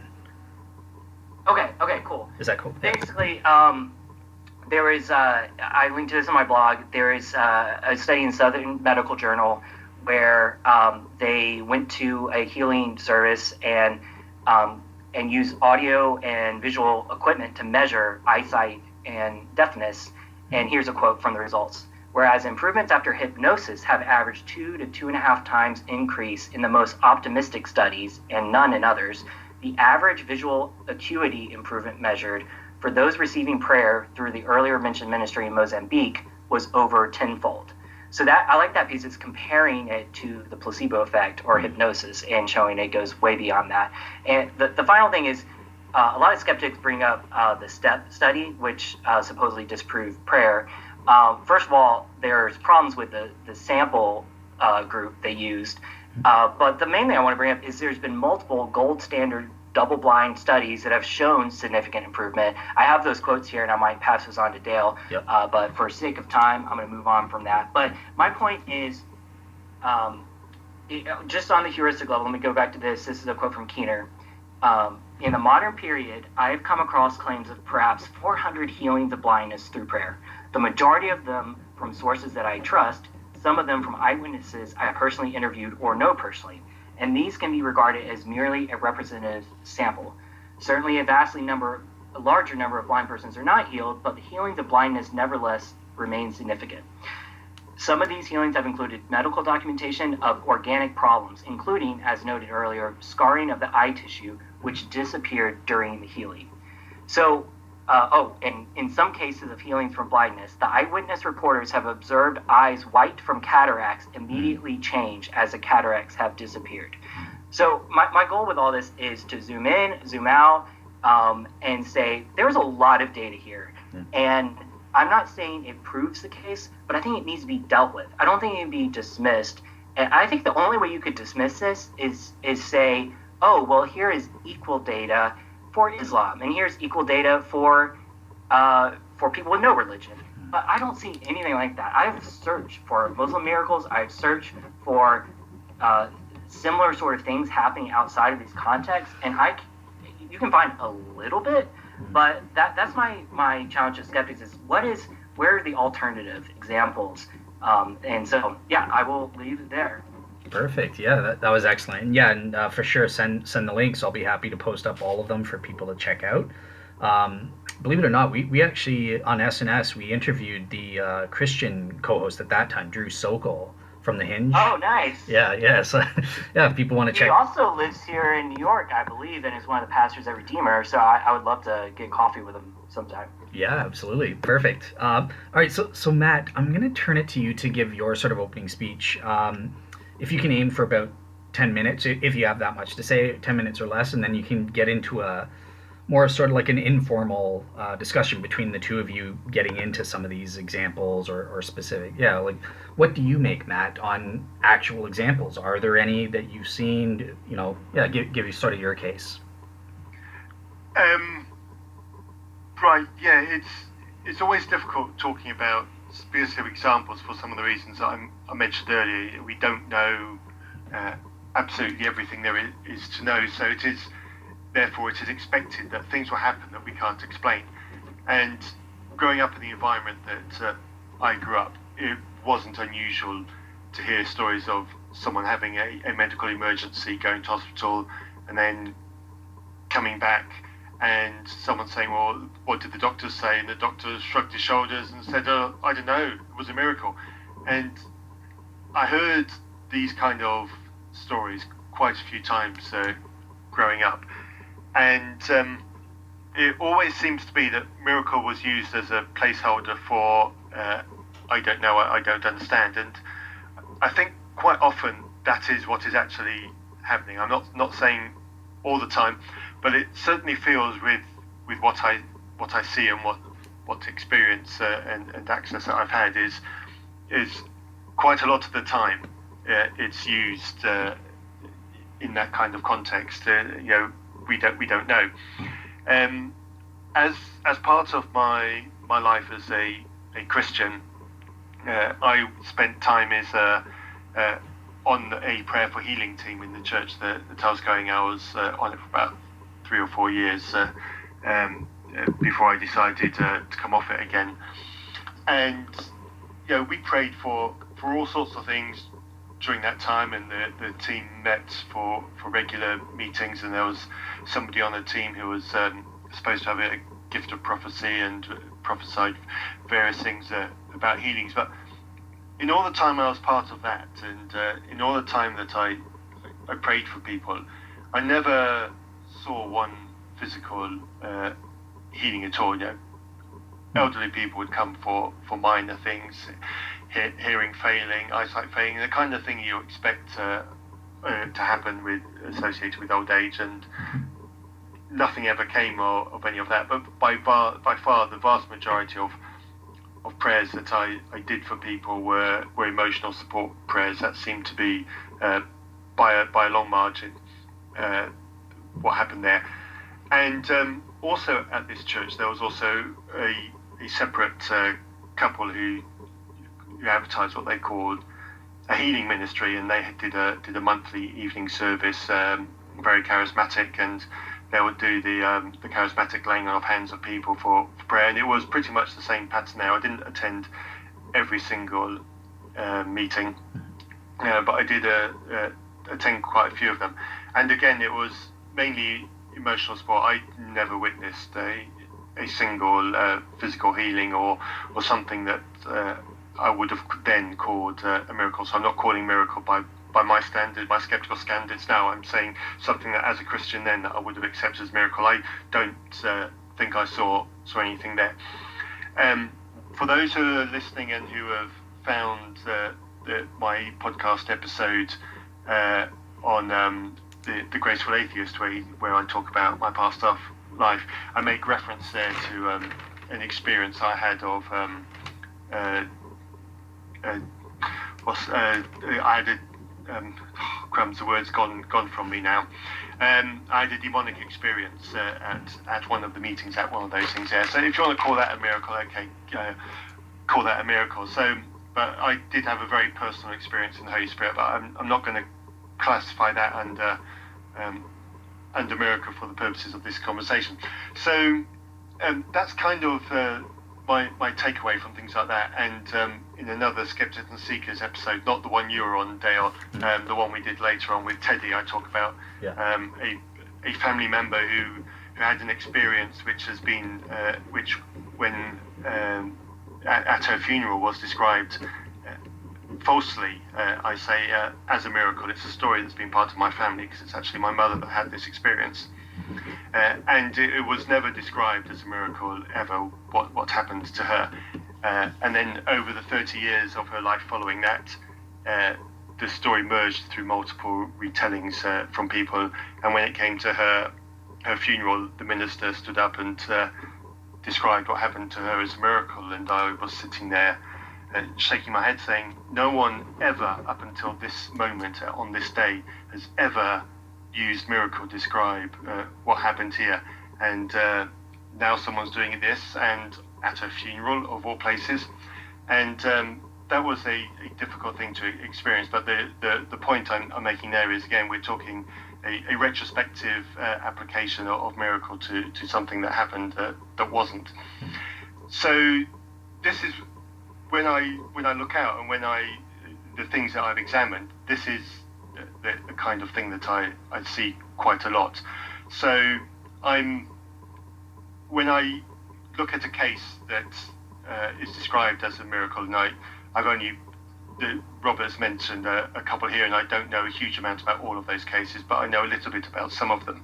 I kind of see the same kind of pattern of something has happened, something great has happened to someone. I don't want to take that away, but there seems to be that the overly keen jumping to a miracle is the feeling that I get from it. But I will acknowledge that I don't know everything about any of those cases. I only know a little bit, so it could well be that I'm suffering from not enough knowledge. But that seems to be how I'm feeling about some of the cases that I've looked into. Gotcha. Perfect. Yeah, and just so you know, Matt, I will also link to the Graceful Atheist episode, as well as the SNS episode that you mentioned with I think 4 of you guys, where you discuss miracles. So, all right, cool. Yeah, so we've got about 15 minutes left, assuming you guys got to go at 4:30 on the dot. So yeah, yeah, time is ticking away from me. It doesn't have to be on the dot, but yeah, time is ticking away. Gotcha. Okay, so maybe for about 10 minutes or less, let's just have kind of an informal interaction between you two. And yeah, what do you guys make of each other's opening cases? What do you guys want to discuss or probe each other on?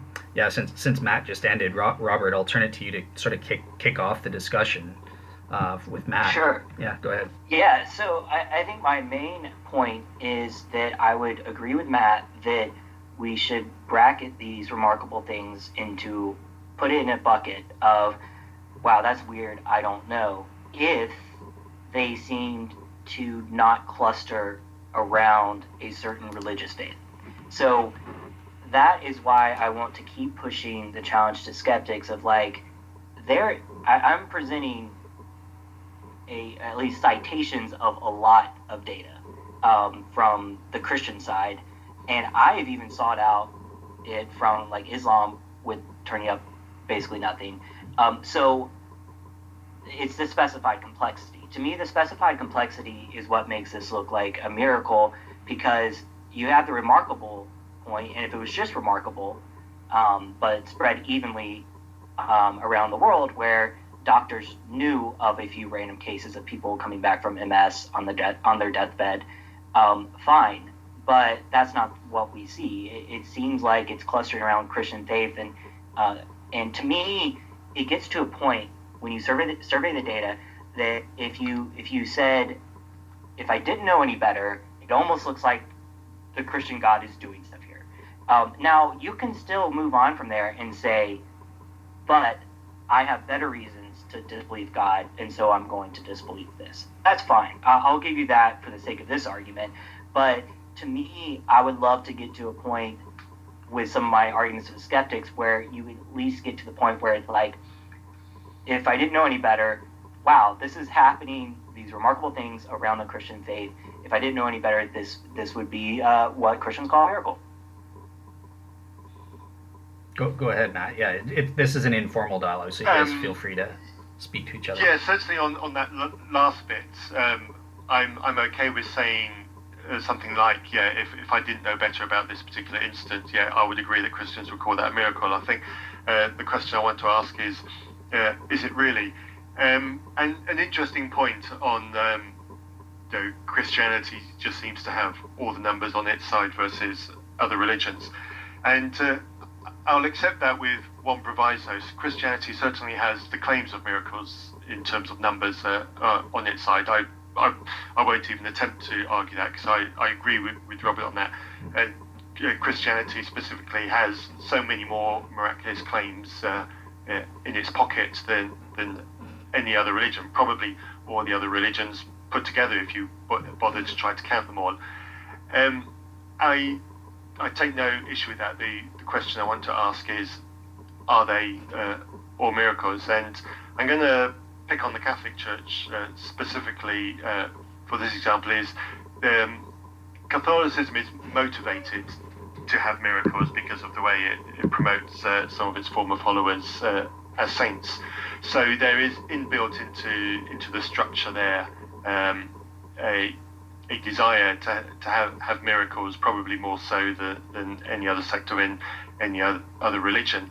And so you have people who will create stories, whether intentionally or otherwise, or will want to read miracles and assign them to certain saints. And there's one specific case of a lady in India who claimed to have had a miracle of healing that was assigned, I believe, to Mother Teresa, but the specific individual who it is isn't the important part of this. And the doctor who treated her actually came out public and said, "This is not a miracle. This is a medical phenomena, and this is a description of how it happened."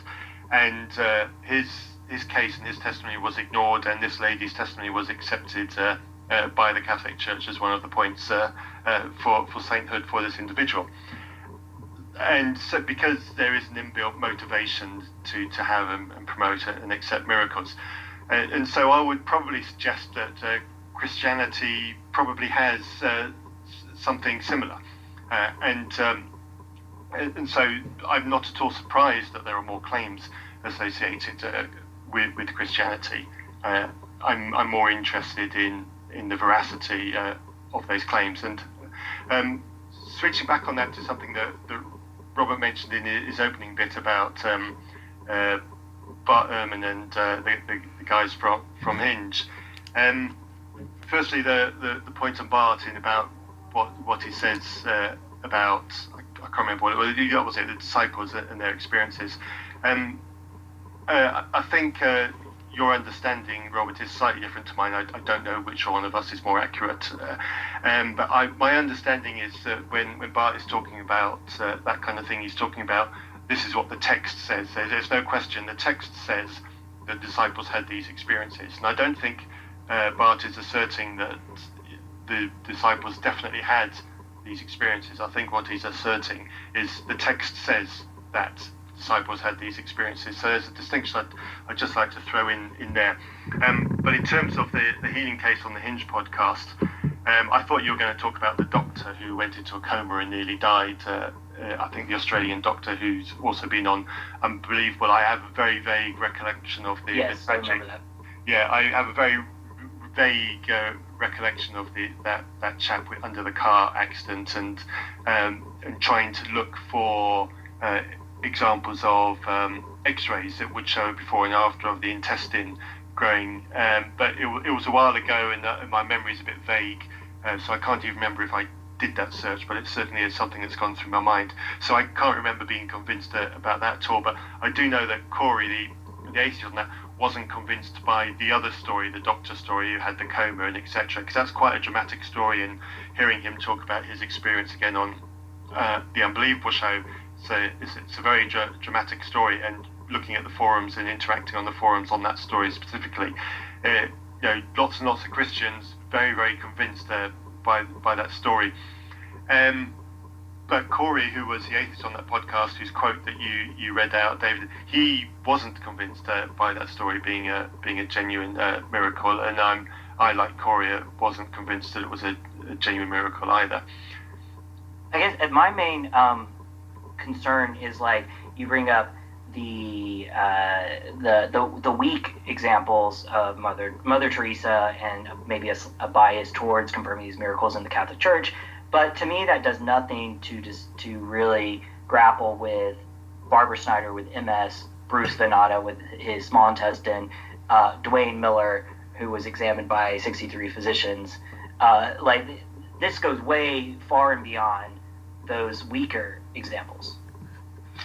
No, that's fair, and I think I'm mentioning those because those are the ones I've got best in my knowledge, and the specific stronger examples that you're talking about, I don't have enough knowledge about them. What I do know about MS, and I've seen this mentioned by doctors before, is MS is a disease where people can go into spontaneous remission from MS, and there are cases where that has happened. So, but the MS case that you're particularly mentioning, it was MS plus, if I'll be forgiven for using that phrase, because it wasn't, she was in a very critical condition. I just don't know enough about that case, and I'm not medically trained, so I don't feel specifically qualified to talk about that. But going back to MS specifically, it is a disease that not a huge amount is known about. There are a couple of types of MS, if I remember correctly, and it is known that under certain circumstances people can appear to spontaneously recover from it, or I think the phrase is used is they go into remission and they appear to all intents and purposes recovered, but the disease is still lingering there in their body, and it might come back. But that's something that's been known about MS for some time. What we don't know is the full mechanism by which this happens. I still think spontaneous might be a misnomer there, which I would have to review, case studies on MS as well. Yeah, it's possible that the medical definition of spontaneous wouldn't be the same as the layman's definition of spontaneous. I mean, as far as like her immediate health returning to 100%, okay. like sure, it remits so that she starts getting better if it was spontaneous. I don't want to quibble about that, but the known cases. Sorry, go ahead. I seriously doubt the known cases are anything compared to this, but I'm open to it. But no skeptic responding to Lee Strobel has brought up these cases. I guess this is where the heuristic comes in. Is like, for instance, I brought the Barbara Snyder case up on a message board, and a skeptic immediately said, "Oh, I think it's a hoax." And I said, "Wait, do you think the two doctors that wrote about her in books also? But what about that?" And they were like, "Oh, I think they're in on the hoax."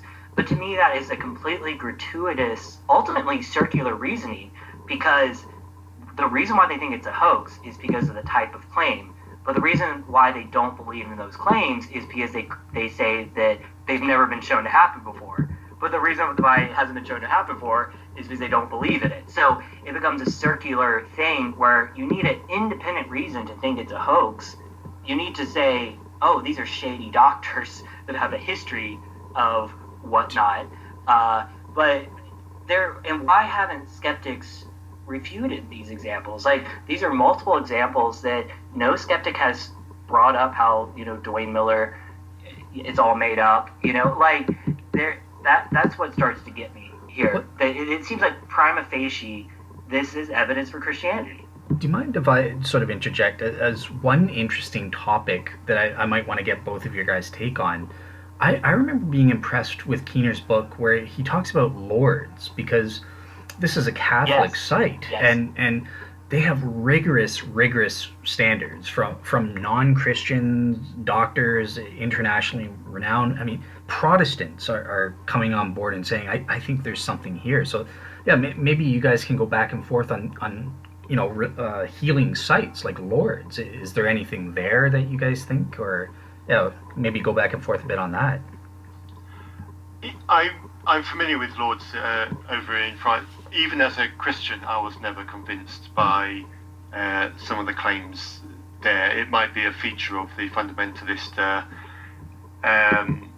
potentially anti-Catholic mindset that I had as a Christian in those days. But yeah, Lourdes never really convinced me, even as a Christian. Okay. What about you, Robert? What do you?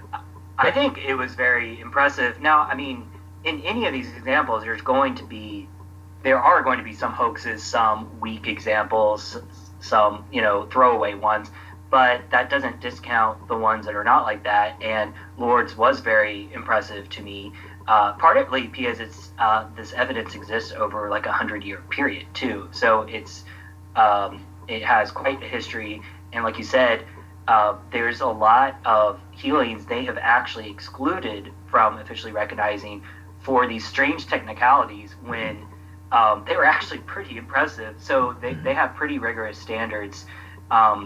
So yeah, I mean, just throwing it back to Matthew, I feel like I have, through these citations,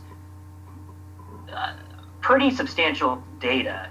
And I guess my question is, like, isn't the burden of proof, a friendly burden of proof, on the skeptic to then deal with that? To, like my example with UFOs, if someone brought this sort of data to me about UFOs, I wouldn't be dismissive of it. I would say, wow, 100 million people worldwide claim to be abducted.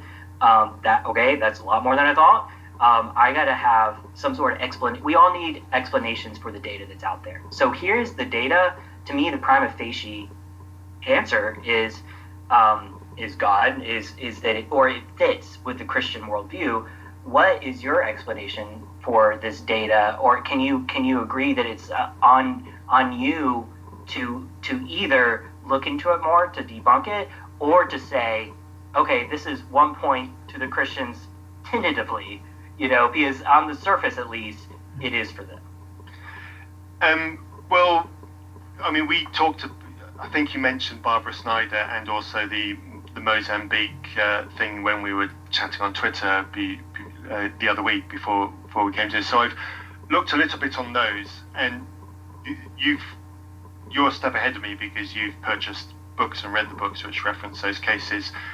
The information that I was able to find about those cases online wasn't sufficient for me to be convinced by them, because the accounts that I read as third-hand accounts, like, for example, they read like they were somebody telling the story of somebody's story rather than a direct interview of the people involved. Well, with Barbara, you have to struggle. I did read a book extract of a journalist who was interviewing directly. Is it Heidi, the lady from Mozambique? Heidi Baker, yes. So I did read an extract of a journalist who was directly interviewing her, and there was lots of claims of this happened and then that happened, and it's all well and good having claims, but I need more than just the claims of this is what happened. I need the data behind the claims to corroborate the claims. So in the little that I've read about those particular cases, it's not enough for me to be convinced. Well, obviously something happened, but it's not enough for me to convince that it's something that is explained beyond something natural, because there just wasn't enough information in what I was able to read in the last couple of weeks about those specific cases. So I don't have enough information to accept that there's something there that needs more investigation. Matt, sorry to barge in, Robert, but do you mind if I just ask, just theoretically, so with the Lord's example, here are their four, I laid out in my 21-page blog, there are four criteria for them to qualify. So this is why they've only accepted 70 miracles out of the literally thousands that they've gotten. I think 4,500 or cases have been reported. So number one, there has to be full medical documentation of one's prior condition. That has to be provided to the medical bureau. So they're the ones that are made up of a bunch of doctors, both Catholic, non-Catholics, and that sort of thing. There has to be contact with multiple eyewitnesses to confirm and corroborate the prior medical condition, as well as details about the person's character. Thirdly, the cure has to be certified to be organic, so that there was no medicine or medical technology that could potentially provide a natural cure for the prior condition was used, and that the healing itself has to be deemed medically inexplicable by these medical professionals on the Bureau.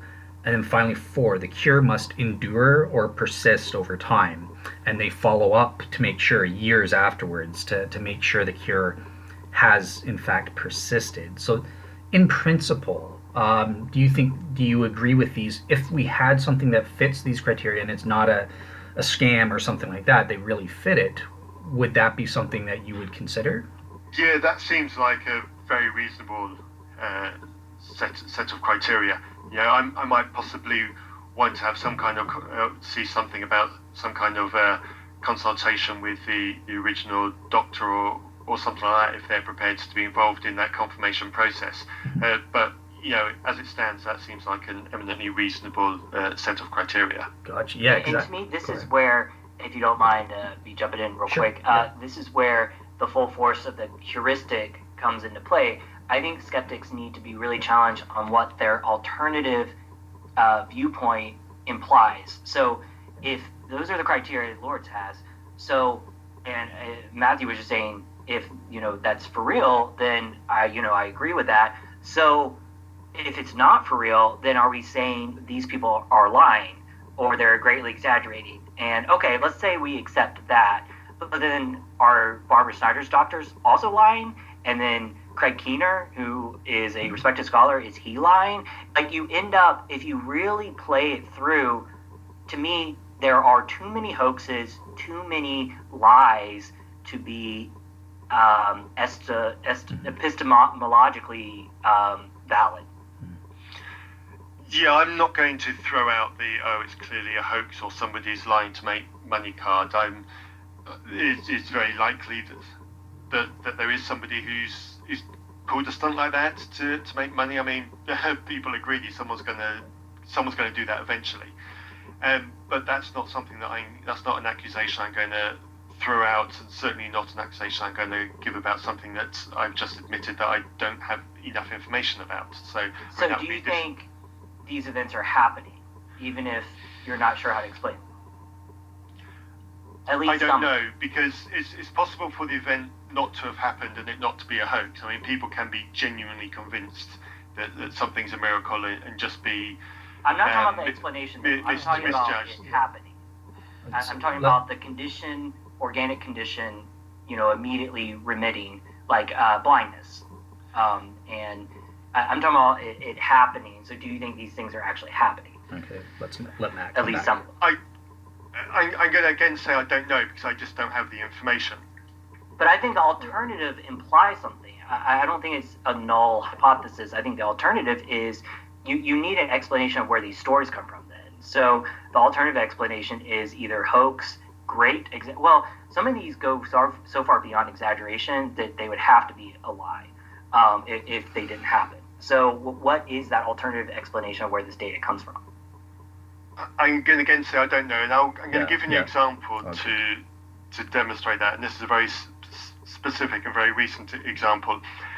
One of the other podcasts that Premiere do, people behind Unbelievable, is they also do a podcast called The Profile, where they interview a high-profile Christian and get information about them. And a couple of episodes back, so we're talking October, November last year, I think, they featured somebody from the States, I think a singer or a church leader or someone like that. And right in the very opening segment of this piece, they featured him talking about a family of people from his congregation being healed from a brain-eating amoeba. And I thought, okay, this sounds really significant. This sounds really serious. So I made a note of the person's name and went and searched it up. And well, first of all, I went and did a search for brain-eating amoeba just to try to find out a bit about what it is that was being described. And it's a colloquial term for something else which is in the water in some places in America. And there are circumstances where if water gets forced up your nose in a specific way, this microbe can get into your blood and into your brain, and they call it a brain-eating amoeba, and it's almost certain death. It's I think of in like the last 30 or 40 years, less than 200 people in America have contracted it. So it's rare, but of those less than 200 people, about 4 have survived. So it's very rare, but you really don't want it. Because it's even more rare that you'll survive it. So this clip from this family of church, it was a number almost equal to the number that have survived this case. So I thought, okay, well, this ought to stand out. This is a big anomaly. This should stand out. So I started Googling the person's name and the people recovering. And I found several reports, all on Christian sites, of this recovery. I struggled to find where, which city. I think there was some information I struggled to find. I think it was the city. But I did find across several Christian websites this story, pretty much the same text throughout each story, of telling about this amazing survival of all the members of this family from this specific thing, but I couldn't find where the hospital was, and I couldn't find any medical or newspaper reports that corroborated it. It was all exclusively on Christian online sites. Like, genuinely couldn't find anything elsewhere. So I don't believe that that's what they had, and that's what happened because of what I've just outlined. So your question is obviously, well, what is my explanation? I don't know is my honest answer. I don't know what the true explanation is. I don't know what they had. I don't know if they were in hospital. I don't know what their motivation is. It could be that they genuinely misunderstood what was going on and think that that's what they had, and are telling that story because that's what they believe, or there could be something more nefarious. But I genuinely don't have enough information to be able to make a judgment on their motives for telling this story. All I know is I don't believe that the story is true. So I'll use this to, sure. So I'll use this to wrap up on my side. Okay. Dale, I know we're hitting time. So my response to that, and I of course appreciate the humble epistemology of saying I don't know. I don't want to ever dismiss a humble epistemology by any means. But my response to that is the I don't know can kind of mean one of two things. It can either mean you're using that example of like the story that didn't pan out, and you're applying that to this wide swath of data.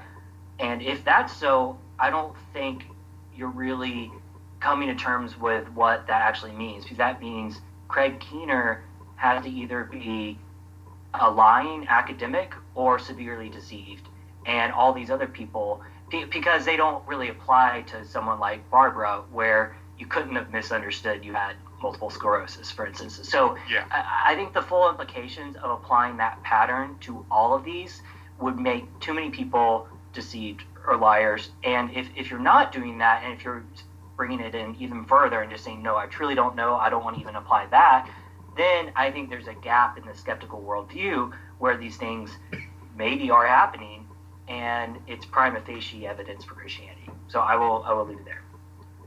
Awesome. Point taken, and certainly for me specifically as an individual, and the cases that Craig Keener would bring up in his book and the MS case that you've done, it is also that I genuinely don't have enough information about those cases. I outlined earlier that what I tried to read about them didn't give me enough information to go, okay, yeah, I can accept that there's something strange here, even if I'm not prepared yet to go miracle. So me as an individual, I definitely need more technical information in order to be able to make the step on any of those cases to miracle. Whether or not somebody else has that information and access to that information is completely another question. So I'm not saying that my lack of information means they also don't have that information. So okay. Yeah, I'm accepting that somebody else might have that information. I just haven't been able to find the information to get me as an individual over that line. In terms of that being prima facie evidence for Christianity, I want to push back on that because, again, me as an individual, I haven't been able to find it. And and it could be because I'm not well read enough, or it could mean I don't have the right scientific knowledge. I mean, there could be multiple reasons for me just not having the right information. But just because I don't have access to the information to do it, or to put it another way, Christianity hasn't been able to provide me with the information in order to get me over the line, that isn't a side door into confirming Christianity. It just means Christianity hasn't been able to provide me with that information. So I want to push back a little bit on that. Your ending point on the inability to re-explain means that Christianity must be true, because that falls back to some of the things we made right at the very beginning of this. So I want to push back a bit on that. And just to be clear, I'm not saying it means Christianity is true. I'm just saying it's one point on the Christian side, and you would have to take in a lot of other stuff to build a cumulative case. But, okay. Yeah, fair enough. Cool. All right. Yeah. Well, that was a great discussion. I hope both of you guys enjoyed it on your end. Do you feel that you got to say everything that you wanted to say on the topics that were important to both of you? Yeah. I love this discussion, guys. I feel like we moved along quite quickly. I'm not sure we got really stuck anywhere, which is quite remarkable given the topic and the diverse viewpoints here. So I'm gonna just give a round of applause to us because Yeah. it's not easy to do that when you've heard a lot of these debates before. So thanks, guys, so much for being a part of this, and this was really fun to me. Awesome. I'll echo that. It's been a pleasure that it's been of the manner that it has been. It makes me feel so much better than other conversations that I've been involved in. So thank you both for that. In terms of how I feel about what's been said, I've said what I can on the conversation. I feel that Robert and I could probably talk through these things for quite a bit longer. My only frustration is I don't have enough technical knowledge to be able to address specifics that Robert would probably like me to address. If I Trying to meet that might be a challenge, but that would be my only frustration. Yeah, I was again, it's not gonna, because you don't have the technical knowledge, but I have one case that I think is really good, and there's actually a peer-reviewed journal article on it.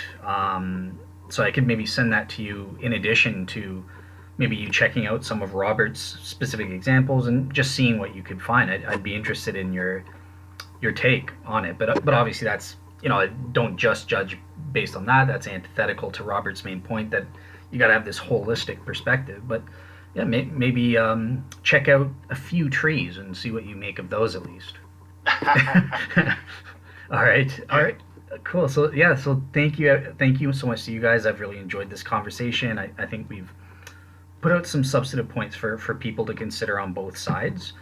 And yeah, just so the audience knows, what I've got coming up next week is my old skeptical partner, David Johnson, is coming back and joining me. And we're going to be discussing with Robert Stanley from the Right to Reason podcast. And he's picked out the topic, is the Bible true? As well as some discussion on religion and politics. So yeah, look out for that next week. And yeah, have a great week, everyone. All right, bye-bye. Thank you. Have a good one.